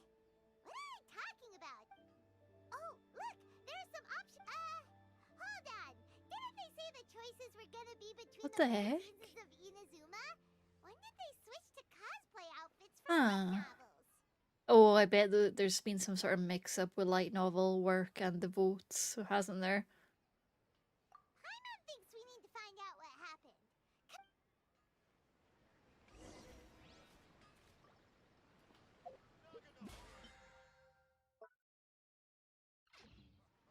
Okay, so I need to go to Yashiro Commission. Let's go.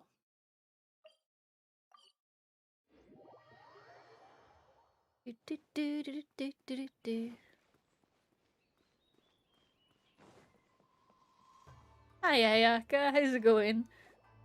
I'm terribly sorry. I was the one who mixed up the two voting boxes. By the time Mr. Onodera came back from his business trip, the results had already been announced. Well, you mucked it up. In an effort to keep things confidential, we specifically didn't mark the ballots with the title of the poll. I regret that decision now that everything's gone mixed up. No way! Something did go wrong with the outfit voting. Traveler Paimon, it seems you've also heard about the results. Yeah, and we're not the only ones. It felt like everyone we saw on the way here was talking about it. What are you going to do? Miss Kamisato, we're the ones responsible for this blunder. I'll go reorganize a vote right now and we'll set things straight. Please wait, Onodera. There might be yet another solution. The poll error is something that only the competition organizers are aware of. The public didn't seem to notice anything wrong with the ballots. Moreover, there were no complaints when people thought that outfits from popular works would make an appearance in the exhibition match. On the contrary, everyone seemed to think it was a special surprise. Yeah, they were pretty Since hyped. our goal was to generate interest in the competition, the consequences of this mistake shouldn't be viewed as a blunder. Wait, Ayaka, so do you mean that... She's gonna cosplay. Yes, I think we should just make the best of this mistake. In the final exhibition match, I'll simply wear whichever outfit accumulated the most votes. Yes, but that will make things difficult for you, Miss Kamisato. Unlike outfits tailored for martial arts, the outfits from the novels aren't designed for combat. It won't be a Combat problem. cosplay. The Fontaine-style dress from the novel shouldn't be too heavy, so it won't affect my abilities. I'll try to get used to it, even if it's quite different than something I'm accustomed to wearing. Wow, Ayaka is speaking calmly, but Paimon can still feel her courage. All right, I understand. In that case, we'll proceed with Miss Kamisato's proposal. The outfit we prepare for the reader's meet and greet will be tailored and adjusted according to Miss Kamisato's figure. We'll ensure that the outfit is completely ready for the exhibition match. Thank you. It's a lot to handle, but I'm sure you can manage. Combat cosplay.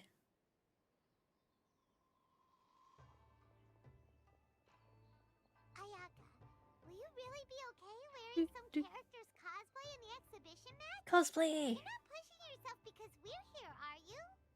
No, please don't worry. I actually feel relaxed and even a little joyful at the moment. Before, the thought of wearing a fancy dress on the stage of the exhibition match had me worried. I was concerned about whether I would be presentable enough to meet the audience's expectations. However, if I'm wearing the same clothes as a fictional character, then it shouldn't be too big of an issue. The detective in the novel is known for being mischievous and doing things her own way.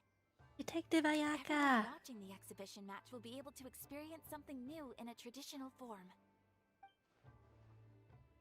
Detective not all. Ayaka. Detective Deep Ayaka. down, I've always been looking forward to the day I could wear something different from what I normally do. Hell yeah. Just Traveler, wants to change your not pace. long after we met, I remember you mentioning that Liyue, Mondstadt, and every nation has their own unique fashion. At that time, I couldn't imagine that one day I would be able to experience all these foreign places. But now, all those wishes that were once impossible don't seem so far out of reach. Yay. Besides, my mother was always curious about outfits from other Aw. countries when she was alive. This time, I will be able to fulfill my mother's dream. Thinking about it that way, this special outfit can indeed be called a surprise. Huh. In that case, this whole accident with the vote turned out to be a good thing. Yay. Happy Now that accidents. this is all settled, let's get ready and go to the arena. Yes, I know you will do great, Traveler. Onodera and I will also head to the arena to watch your fight once we've confirmed my outfit's measurements. Yay, Prima Gems. Okay, where to next? Just to the arena, is it? I think it's the arena. Or now that Moderator Dave's back, should we return to the world of politics?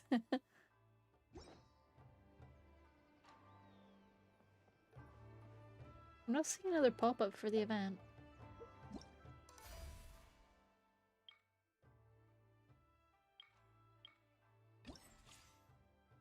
Expected battle, the site of the divine emissary. Oh, the next bit's not unlocked yet. Well, that's not fair. How dare. I'll do the rest of the dueling probably in my off time because I don't want you guys to suffer me trying to work the parrying button. I was kind of having fun. Are we talking about the balloon or do you mean town politics? Town politics, I've been putting that quest off because you weren't around, but I'm going to go back to it now. No pressure, like, but you know. I knew you were highly invested in who won the town council. Whatever. So we're gonna head on over to Leeway and figure out the next steps there. which I think was just, oh yeah, we're spying on Jiria, the most promising candidate. We're either spying on him or just like interrogating him. Maybe both. Who knows? Huh? What's Bulai doing here today? Hello, Balai. How you doing? Look, your asking price for this batch is just too high. I can't buy in at this price. How am I supposed to turn a profit? Oh, Balai. Come on, hear me out. I'm Local telling councils you, are very this important. is It's the true. best batch of Sunsetias ever. You won't find anyone who disputes that. I accidentally dropped one into a well, and even the water turned sweet. Even so... All right. I'll let you in on a little secret. The boss of Second Life also wants to buy from me, but I haven't responded yet. Exactly. What would the local elections be without a random outlander interfering in them? If you won't take them, I'll just have to partner with them instead. And neither of us wants that. Okay, well, when you put it that way, I'll accept your asking price. I'll take all your stock. Don't sell a single one to Second Life.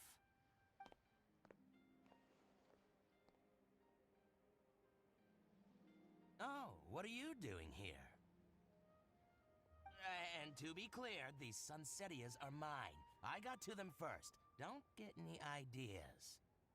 Yo, traveler, decide our city's future. Exactly. Knock yourself out. I've got more than enough in my bag. I have so many Sunsetias, mate. Actually, we want to ask you about a guy called Juri. Have you heard of him before? Juri? Yes, he's quite well known. I've heard a story about him. They say he was born into poverty. His parents died when he was young, and he was treated cruelly by the local community. One of his neighbors was terribly rude to him all the time, but Juri never retaliated. And when his neighbor went bankrupt, he even helped support the family. He returned cruelty with kindness, injustice with peace offerings. A gentleman of talent and character, and... oh, how did I not notice him sooner? In fact, maybe I'm not too late. If I could hire him to be the brand ambassador for Wanyo Boutique. Okay, this guy is rapidly becoming sus and a bit too good to be true. Oh, he sounds like a decent man. We can finally breathe a sigh of relief. Can we, Why though? are you asking about him anyway? You aren't looking for a brand ambassador too, are you? Well then, in that case, the higher bidder takes the... Ah, that's Juri right over there. Why don't we go and talk to him? Where? It's him, all right. Looks like he's chatting with Linlong. Come on, let's follow them and listen in. Try not to let him see you. Sure. This information to be as truthful as possible. That's not creepy at all, I'll Yelan. just Sure. go and fetch an employment contract. And hey, don't try and cut me out of this. Hey! I understand. Let's walk and talk. I'm just a little traveler, just getting my barrels and my So, you were looking jugs. to buy a wineware set? Oh, now I can see that you're a connoisseur, so I won't bother trying to con you. I trust you understand our shop quite well? Hello, sir. You having fun staring at this empty shelf? Oh, sugar, I'm too far away. I'm on. Is, an old friend of mine who likes to. Oh, sugar. Hurry. Don't get too close, or he'll see you. Sorry. Yelan has serious doubts about your tailing skills. I mean, valid, honestly. That wasn't a good example. Try not to let him see you. I understand. Let's walk and talk.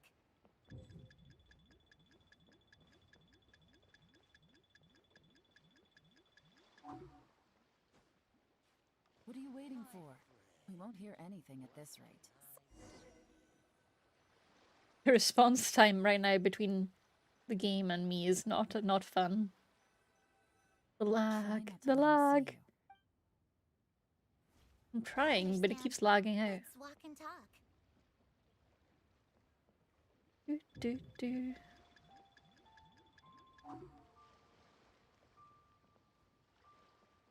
So, you were looking to buy a wineware set? Oh, now I can see that you're a connoisseur, so I won't bother trying to I'm con you. super subtle right I now. trust you understand our shop quite well? Super subtle.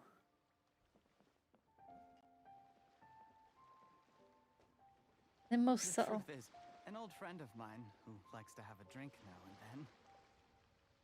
He fancies himself as a man of culture, but doesn't care for needless extravagance. I'm not So I shifty. thought I might buy him a I'm set of just doing a stand. fakes. How very thoughtful of you. Leave it to me then. Come and collect it at Shigu Antiques whenever is convenient. Do, do, do, do, super subtle. Do, do, do, do, do, do, do, subtle. Do, do, do, do, do, do, do, subtle. Thank you very much, Miss Linlong. It's my pleasure. Hiding. These days, it's quite Super rare for someone hidden. of your standing to still keep up with their old friends. It's nice to see. I'll be sure to pick out a good set for you. You can count on me. Stealthy, stealthy. Stealth master. Haha, pro stealthing. Jerry seems to get along really well with everyone. Are you satisfied now, Yelan? Seems like everyone thinks Jerry's a great guy. Too many people. It's suspicious. We shouldn't jump to conclusions just yet. Let's go check out the wharf where he usually goes fishing. Do we have to? What do you have against wharfs? Wait. He's a proud member of Starfleet. Dig up some dirt on Jerry because you want to be Tianchu yourself, are you? Maybe I am. Yelan for president. Maybe I'm not. But hey, if I do become Tianshu, I'll look out for you guys. You'll be able to try all the finest food for free. How does that sound? We will? Well, come on! Off to the South Wharf we go! Oh, Paimon. I should not let my smart friends mess around with my less smart Paimon.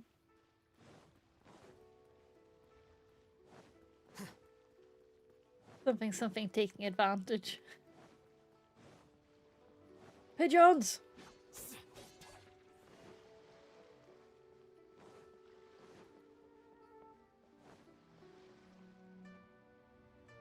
Wait, does it make the table cat talk? It should. He's not coming through though, but he should. Ah, I know what it is. It does make the table cat talk. Let me quickly configure that and I will get that working. Sorry, White Fanged. I was meant to sort that before the stream. Okay, text to speech can go to the monitor. Yeah. And desktop audio too. Go to the monitor as well.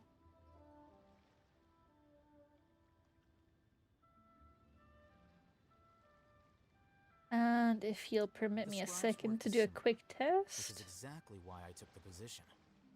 He didn't break the cat. Don't worry, I broke the cat. I'm sorry. Let me fix it. Let me just test this just now. Oh, sorry, it's still muted. This is a test. This is a test. This is a test, yes. That should be up and running. Moderator Dave, are you able to refund White Fanged Fox's points for that redeem?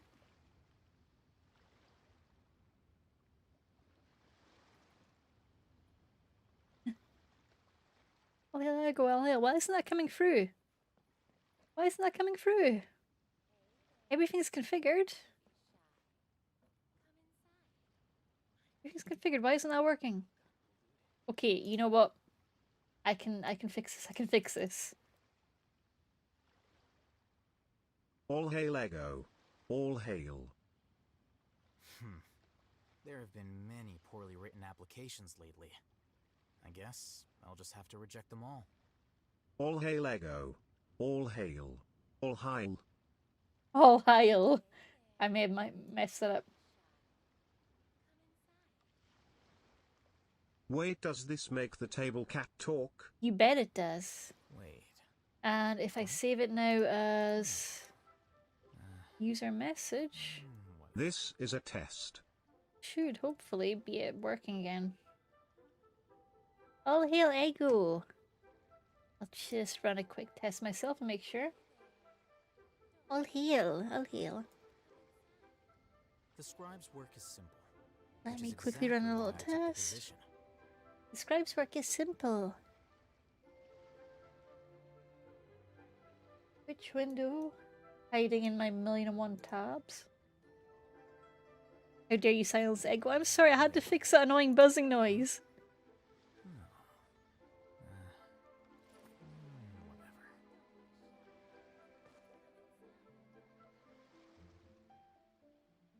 Oh god, Alhaitham, stop falling off things, I'm busy.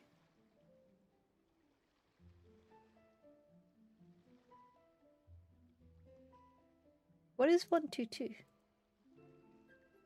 What I can do is I can turn down the cooldown on it. Oh, I see. Yeah, of course, of course. Let me turn down the cooldown a little.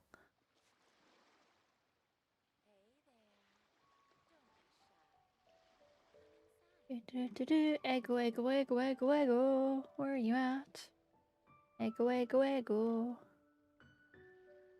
Ego, ego, ego, ego, ego, ego, ego. Ego, ego, ego. Wait. Huh? Ego. Ego. There's an ego.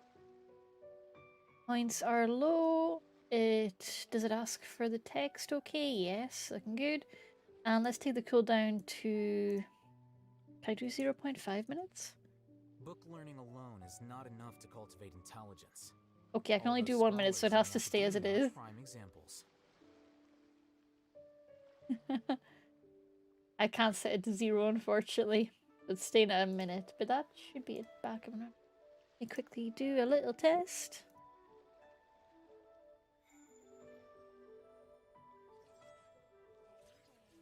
Now, why isn't it going through? Come on, Biku.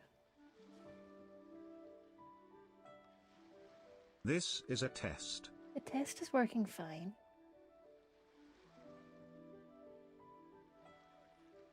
The redeem is there. Is something not configured? It must be a setting missing somewhere. An ego message. You give it a Scottish accent? No, it's forbidden. I'm not allowed. By that I mean there's not a good Scottish TTS.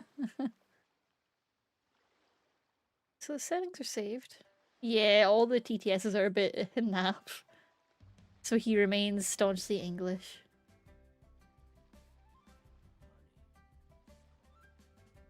I'm afraid to poke anything too much because it was working.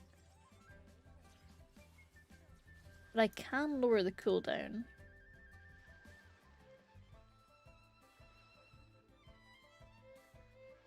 So let's save that. This is a test.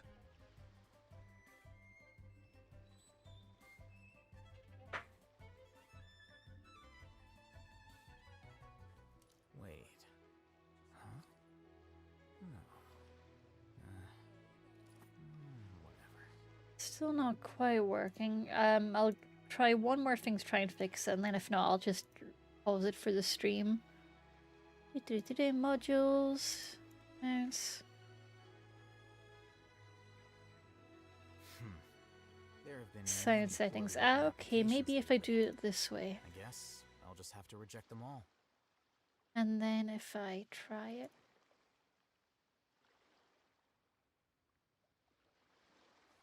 Wait. Huh? No. Whatever.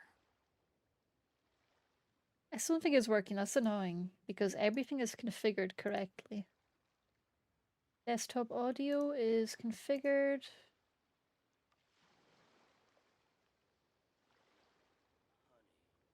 Yeah, I don't think it's taking effect right now because I'm changing it midstream, I suspect is the issue. But hopefully next stream it will work. Sorry about that. I will uncheck it for the moment to avoid people wasting their points. I did, but I don't think it likes being turned on, off and on midstream. Oh, per ego. I'm sorry, buddy. Next time we'll get you working. We'll just have an insanely egolicious stream.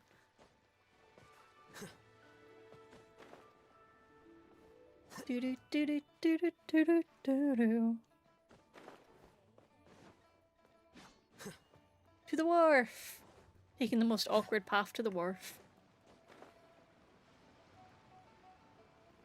To discover politics. Scrambled Eggo.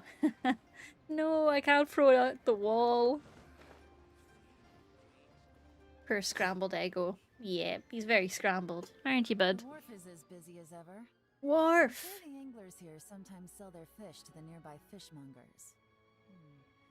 Let's see what Uncle Soon has to say. Fish conspiracies! I don't know why we're so suspicious about fish. But we are. Uncle Sun is this dude over here. Yeah, exactly. He's a very busy captain. Sorry to interrupt. We're actually members of the Liyue Anglers Association. Sure, Yelan, you're a very We just convincing wanted to angler. ask a few questions about someone.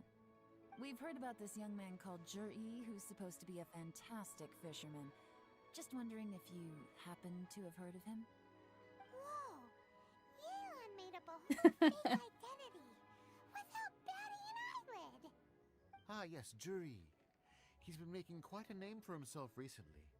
I've got some friends who travel all over the place, and they tell me everywhere they go they meet someone who's heard of him. That's suspicious. Apparently, he had a rather tough time growing up.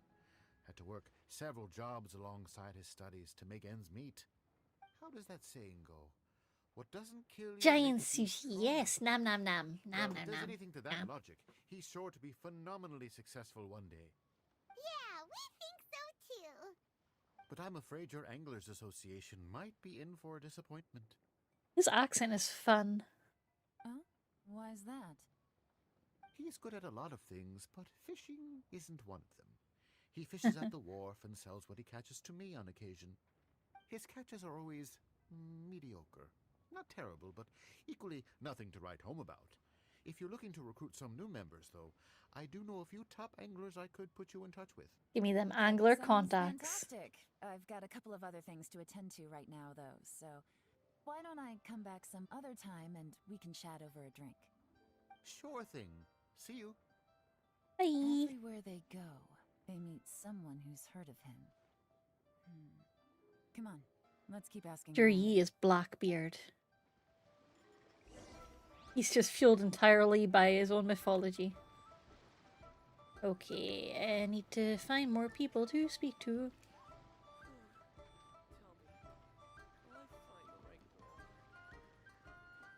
Doo doo doo doo doo doo.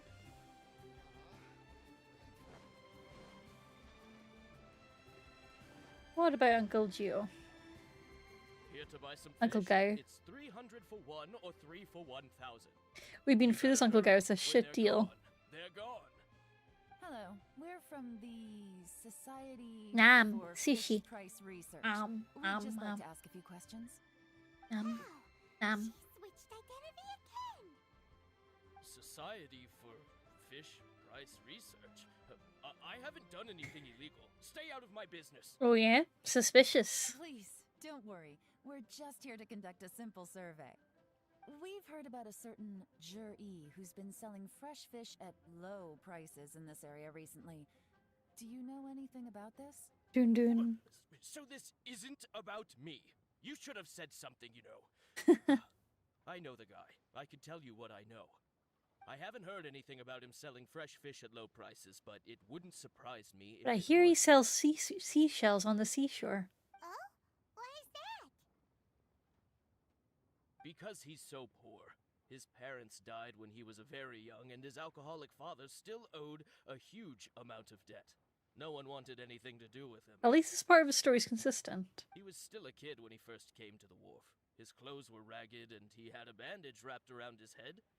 And he managed to survive, thanks to Uncle Tien, who gave him some food. But still to this day, he doesn't have a lot of mora to his name. I mean, he can afford to eat and everything, but you'll often see him haggling with others over just a few mora. So, I wouldn't be surprised to find out he's been selling a few fish. It's not like he catches much anyway, so it's not going to affect my business. And that fish looks so good. I want it. You'd rather he didn't know?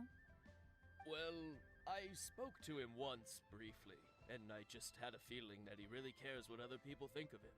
I Oh. think he has pretty low self-esteem, but hey, it's hardly my place to say anything. What he's achieved already puts most people to shame. And nobody's perfect. I just wouldn't want to upset him. That's all. I see. Well, thank you for sharing that with us. Not a problem. And just for the record, there's absolutely nothing wrong with the price of my fish. The Sure. more times you say it, the less convincing it becomes. Doesn't have a lot of mora to his name. Okay, let's keep going. It's a weird way to learn about Canada, honestly. Just mesh all the local rumors together. Hey, it's you guys. Hey, kiddo. Wait, what's the phrase? Oh yeah, honored to meet you. What brings you to me? The truth is, we are but newcomers to this territory. We heard tell of a great martial artist, Master Dugu, who knows everything there is to know. Hence, we sought you out to ask for your guidance. This is a little manipulative. Really? People said I know everything there is to know? But of course, we also heard that Master Dugu is a kind and virtuous swordsman who never turns away anyone who comes with questions. Great! So what do you wish to know? Nothing happens on this street that I don't know about. Today in Yolan manipulating children. She's lying to a kid. But it seems to have made his day, that's fair. So, Master Dugu, have you heard of one by the name of Jur-E? Sure have. You mean that guy that all the grown-ups are talking about these days? I've heard many tales of Jury. For example, I can't remember. You had one job, kiddo. That important. I prefer stories about sword-fighting heroes. Oh, I can completely understand that. Then let me ask you this. Do you remember roughly when the grown-ups started talking about Jur-E? Oh yeah, I know that. It was about 2 or 3 months ago. Before that, people always used to talk about Jury in a kind of nasty tone of voice. But 2 or 3 months ago, suddenly everyone started to like him. Sometimes he gives me candies, so I'm glad that people are starting to like him now. Interesting. Just as I thought. Huh? What do you mean? I mean, just as I thought, Master Dugu is indeed as kind and virtuous as the legends claim. Sure, Yelan, sure. I'm not that great. Oh yeah, one other thing. These days, there's a lot of people I've never seen before talking about Jury stories in the street. They seem like nice people. Dude, is he hiring a street team for his run for like town council head? I'll say hi, and I guess I can share some of my candies with them too. Putting plants in the streets of Liwei. I can also tell my friend in Yenshang Tea House about what they're up to. I'm sure my friend would also like to say hi to them. Thank you, ma'am.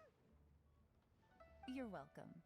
Well then, fare thee well, Master Dugu. Bye, Master Dugu. Until we meet again. Any of that sounds strange to you? Yep, all of it. I'm completely lost right now. Strange? What was strange about it? Juyi seems to have a great reputation. Uncle Soon and Uncle Gas spoke highly of him, and Dugu Shuo seems to like him too. True, but the issue is, where did his sudden celebrity come from? It almost seems too good to be true. Sudden? Da-da-da. Could it be true? What do you mean? So he returns cruelty with kindness, and had to work to support his studies. These are the kinds of things that make someone well known in their hometown. But Uncle Soon said even his friends who travel far and wide hear about him wherever they go. That's a little over the top, if you ask me. I think at the start of this quest, Cal summed it up as, congratulations, you figured out in 1 minute what it's going to take an hour to tell you, and yeah. Do you remember what Dugu Shuo said about Jur-E's stories? Clearly they left him with a good impression of the guy. But beyond that, he wasn't interested in the details. That's the reaction I would expect from any normal person. Plus, there's the fact that all this praise of Jur-E has only been happening within the last 2 or 3 months. His childhood, his studies, the thing with his neighbor. None of these are recent events. So why are these stories only going around now? When you put it like that, it is kinda strange. Of course, if that's all there was to it, I wouldn't look into it any further.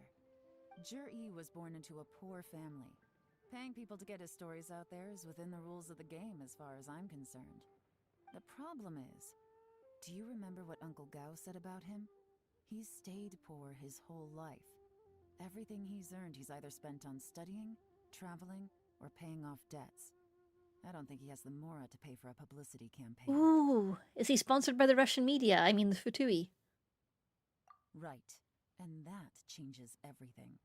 It can mean a powerful faction is trying to gain influence over the Liu Xixing. That's the worst case scenario. But all too often, the most pessimistic speculation turns out to be closest to the truth. Someone's trying to gain influence over the Qixing? That sounds serious. What should we do? Even if we asked Juri about it, surely there's no way he'd admit it. First, we need to find out who's supporting him. Don't worry, I've got a plan. Remember the current affairs and planning stage of the assessment? Since the successful candidate is duty-bound to implement their plan after taking office, their manifesto tells us their stance on key issues. Whoever is secretly helping Jur-E must be seeking to benefit from his actions after his appointment. So, we should be able to find some hints in Jur-E's manifesto on who we're dealing with. But that means reading. Let's get back to Yenshang Tea House.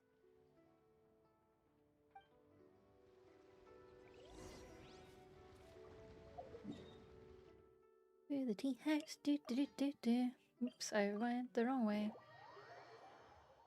To the tea house, do do do do do.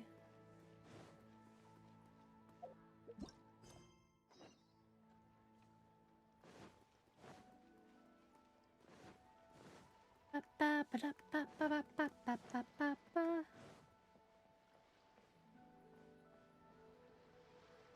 Oh no, Miguel Tian isn't here. Manifesto covers a huge range of topics. Looking for details that don't add up will be like trying to find a needle in a haystack. I'll divide the reports into 2 piles. You take one. Just Control I'll F take the for other. Shiznaya. Finished. We'll put our heads together. Officially, the assessment is already over, and I'll be expected to announce the results before long. So we have to get to the bottom of this as quickly as we can. Yikes! We better hurry! Whatever else Uncle Tian might think of Jur-E, the fact remains that he's one of his favorite students. Any evidence he's left is not going to be immediately obvious.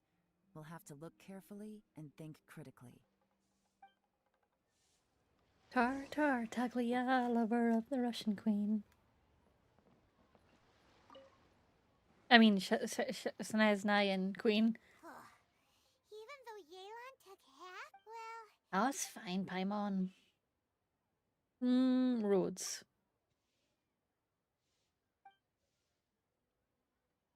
Rope bridges. Okay. Let's read about rocks. The chasm.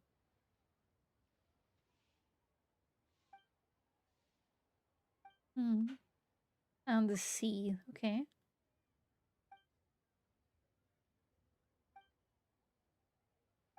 None of this seems sus. Oh, this reading is... let's take a break. Break time. Ba-ba-da. Looks like I'm the first one back, as Changwa! How you doing, buddy? Oh, hey! It's one of Yelan's little helpers, Shanghua! Changwa. If you're back, that means you finished investigating Tianwei, right? Please say he's innocent of all causes. Visited all the commerce guilds and gathered a wealth of information. Every time they asked me to leave, but I always had another trick up my sleeve. Don't drag this out. Just tell us your findings. Night-night, midnight. Yes, Lady See you Aloy. later. To summarize my findings, most people who've had interactions with Tianwei will start out complaining about how proud and arrogant he is, but then go on to give a generally positive appraisal of him. The young master of the Feiyun Commerce Guild said that Tianwei appears arrogant, but he's very scrupulous in the way he works. Justice for Tianwei. Once he signs a contract with somebody, he treats them fairly regardless of their background.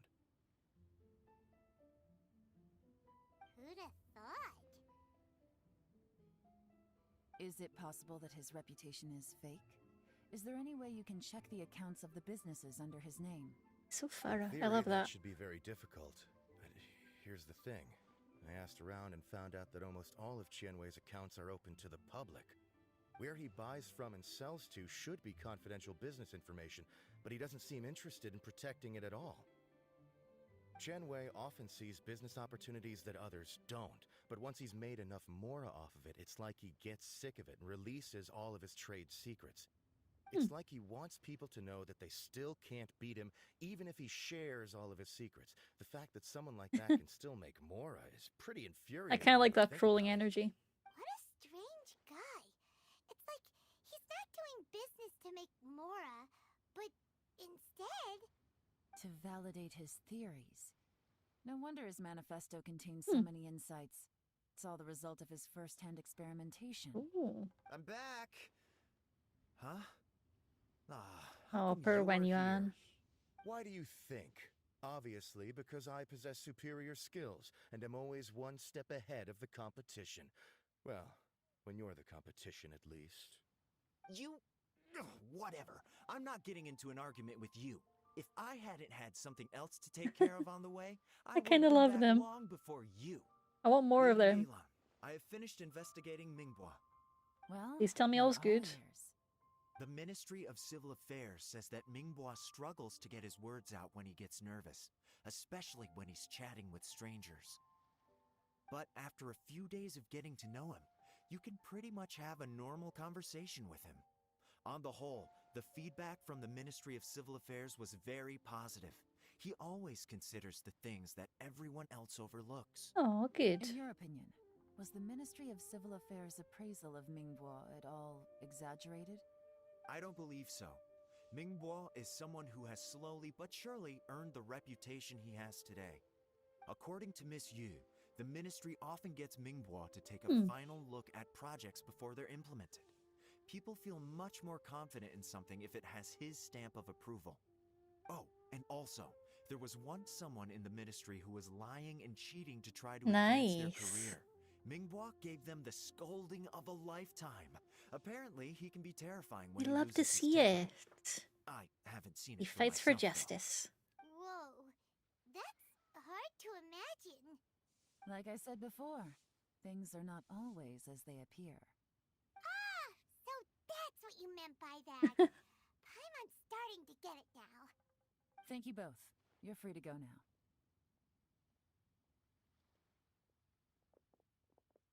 So, have you finished reading the manifesto? We still have a bit left. We're not making great progress, Yelan, I'll be real. I can't see any The only one that strikes me as a little unusual is All right. the Qingshu Pool redevelopment plan. Tell me about it.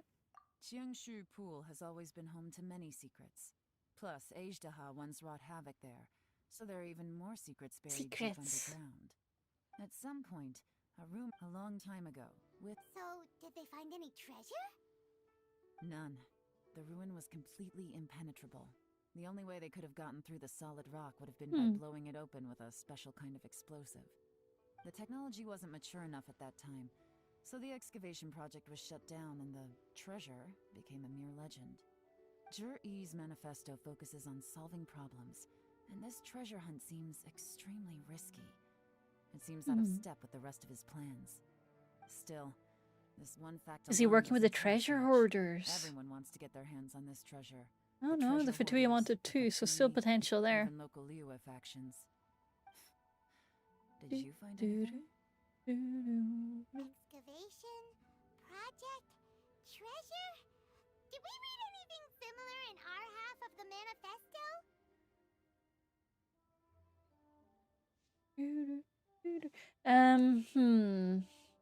The Blackcliff Forge, yeah. Oh yeah!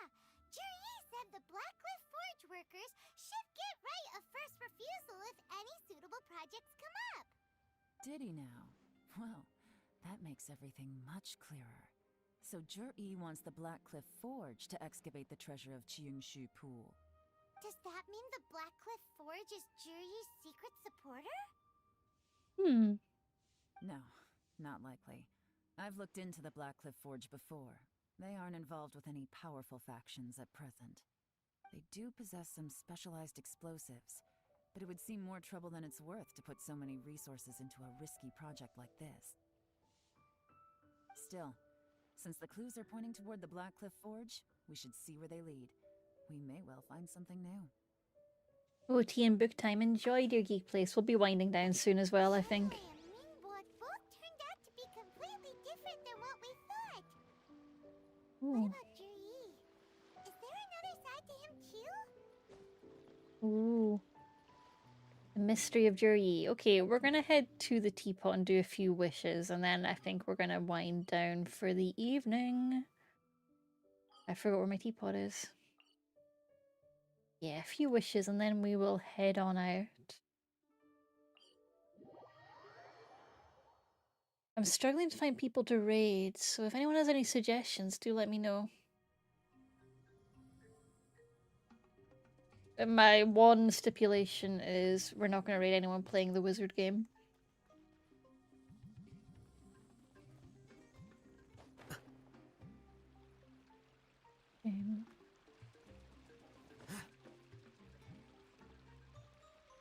Ding, ding, ding. Okay, let's go for... What do we want our party?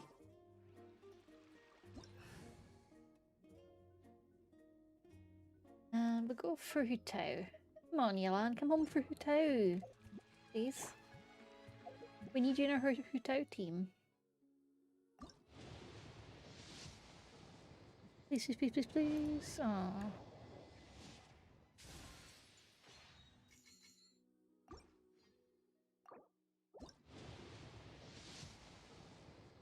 Please, Yelan, please. Silly Billy Hilly Churl. Ooh.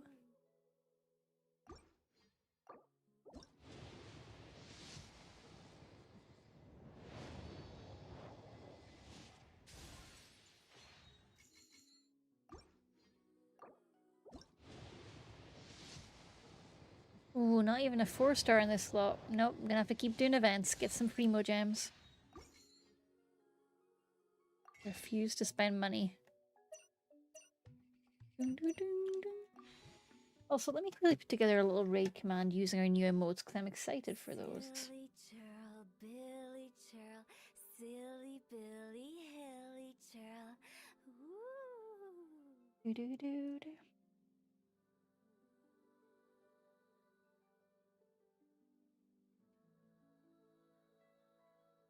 And we'll do another one for non-subscribers.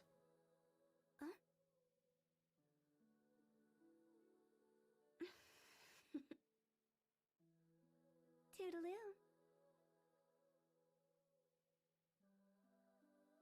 Ooh, kaiju fluffs. This one has a dragon. Okay, that one sounds fun. I think that might be a winner. Let me quickly check out the stream for any restrictions.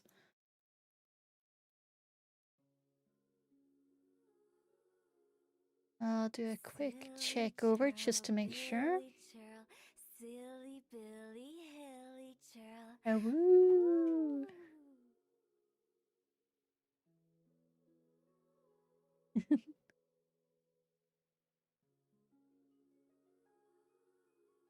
Looking pretty good. Your local friendly kaiju friend, here to make arts, play games, and brighten your day with shenanigans.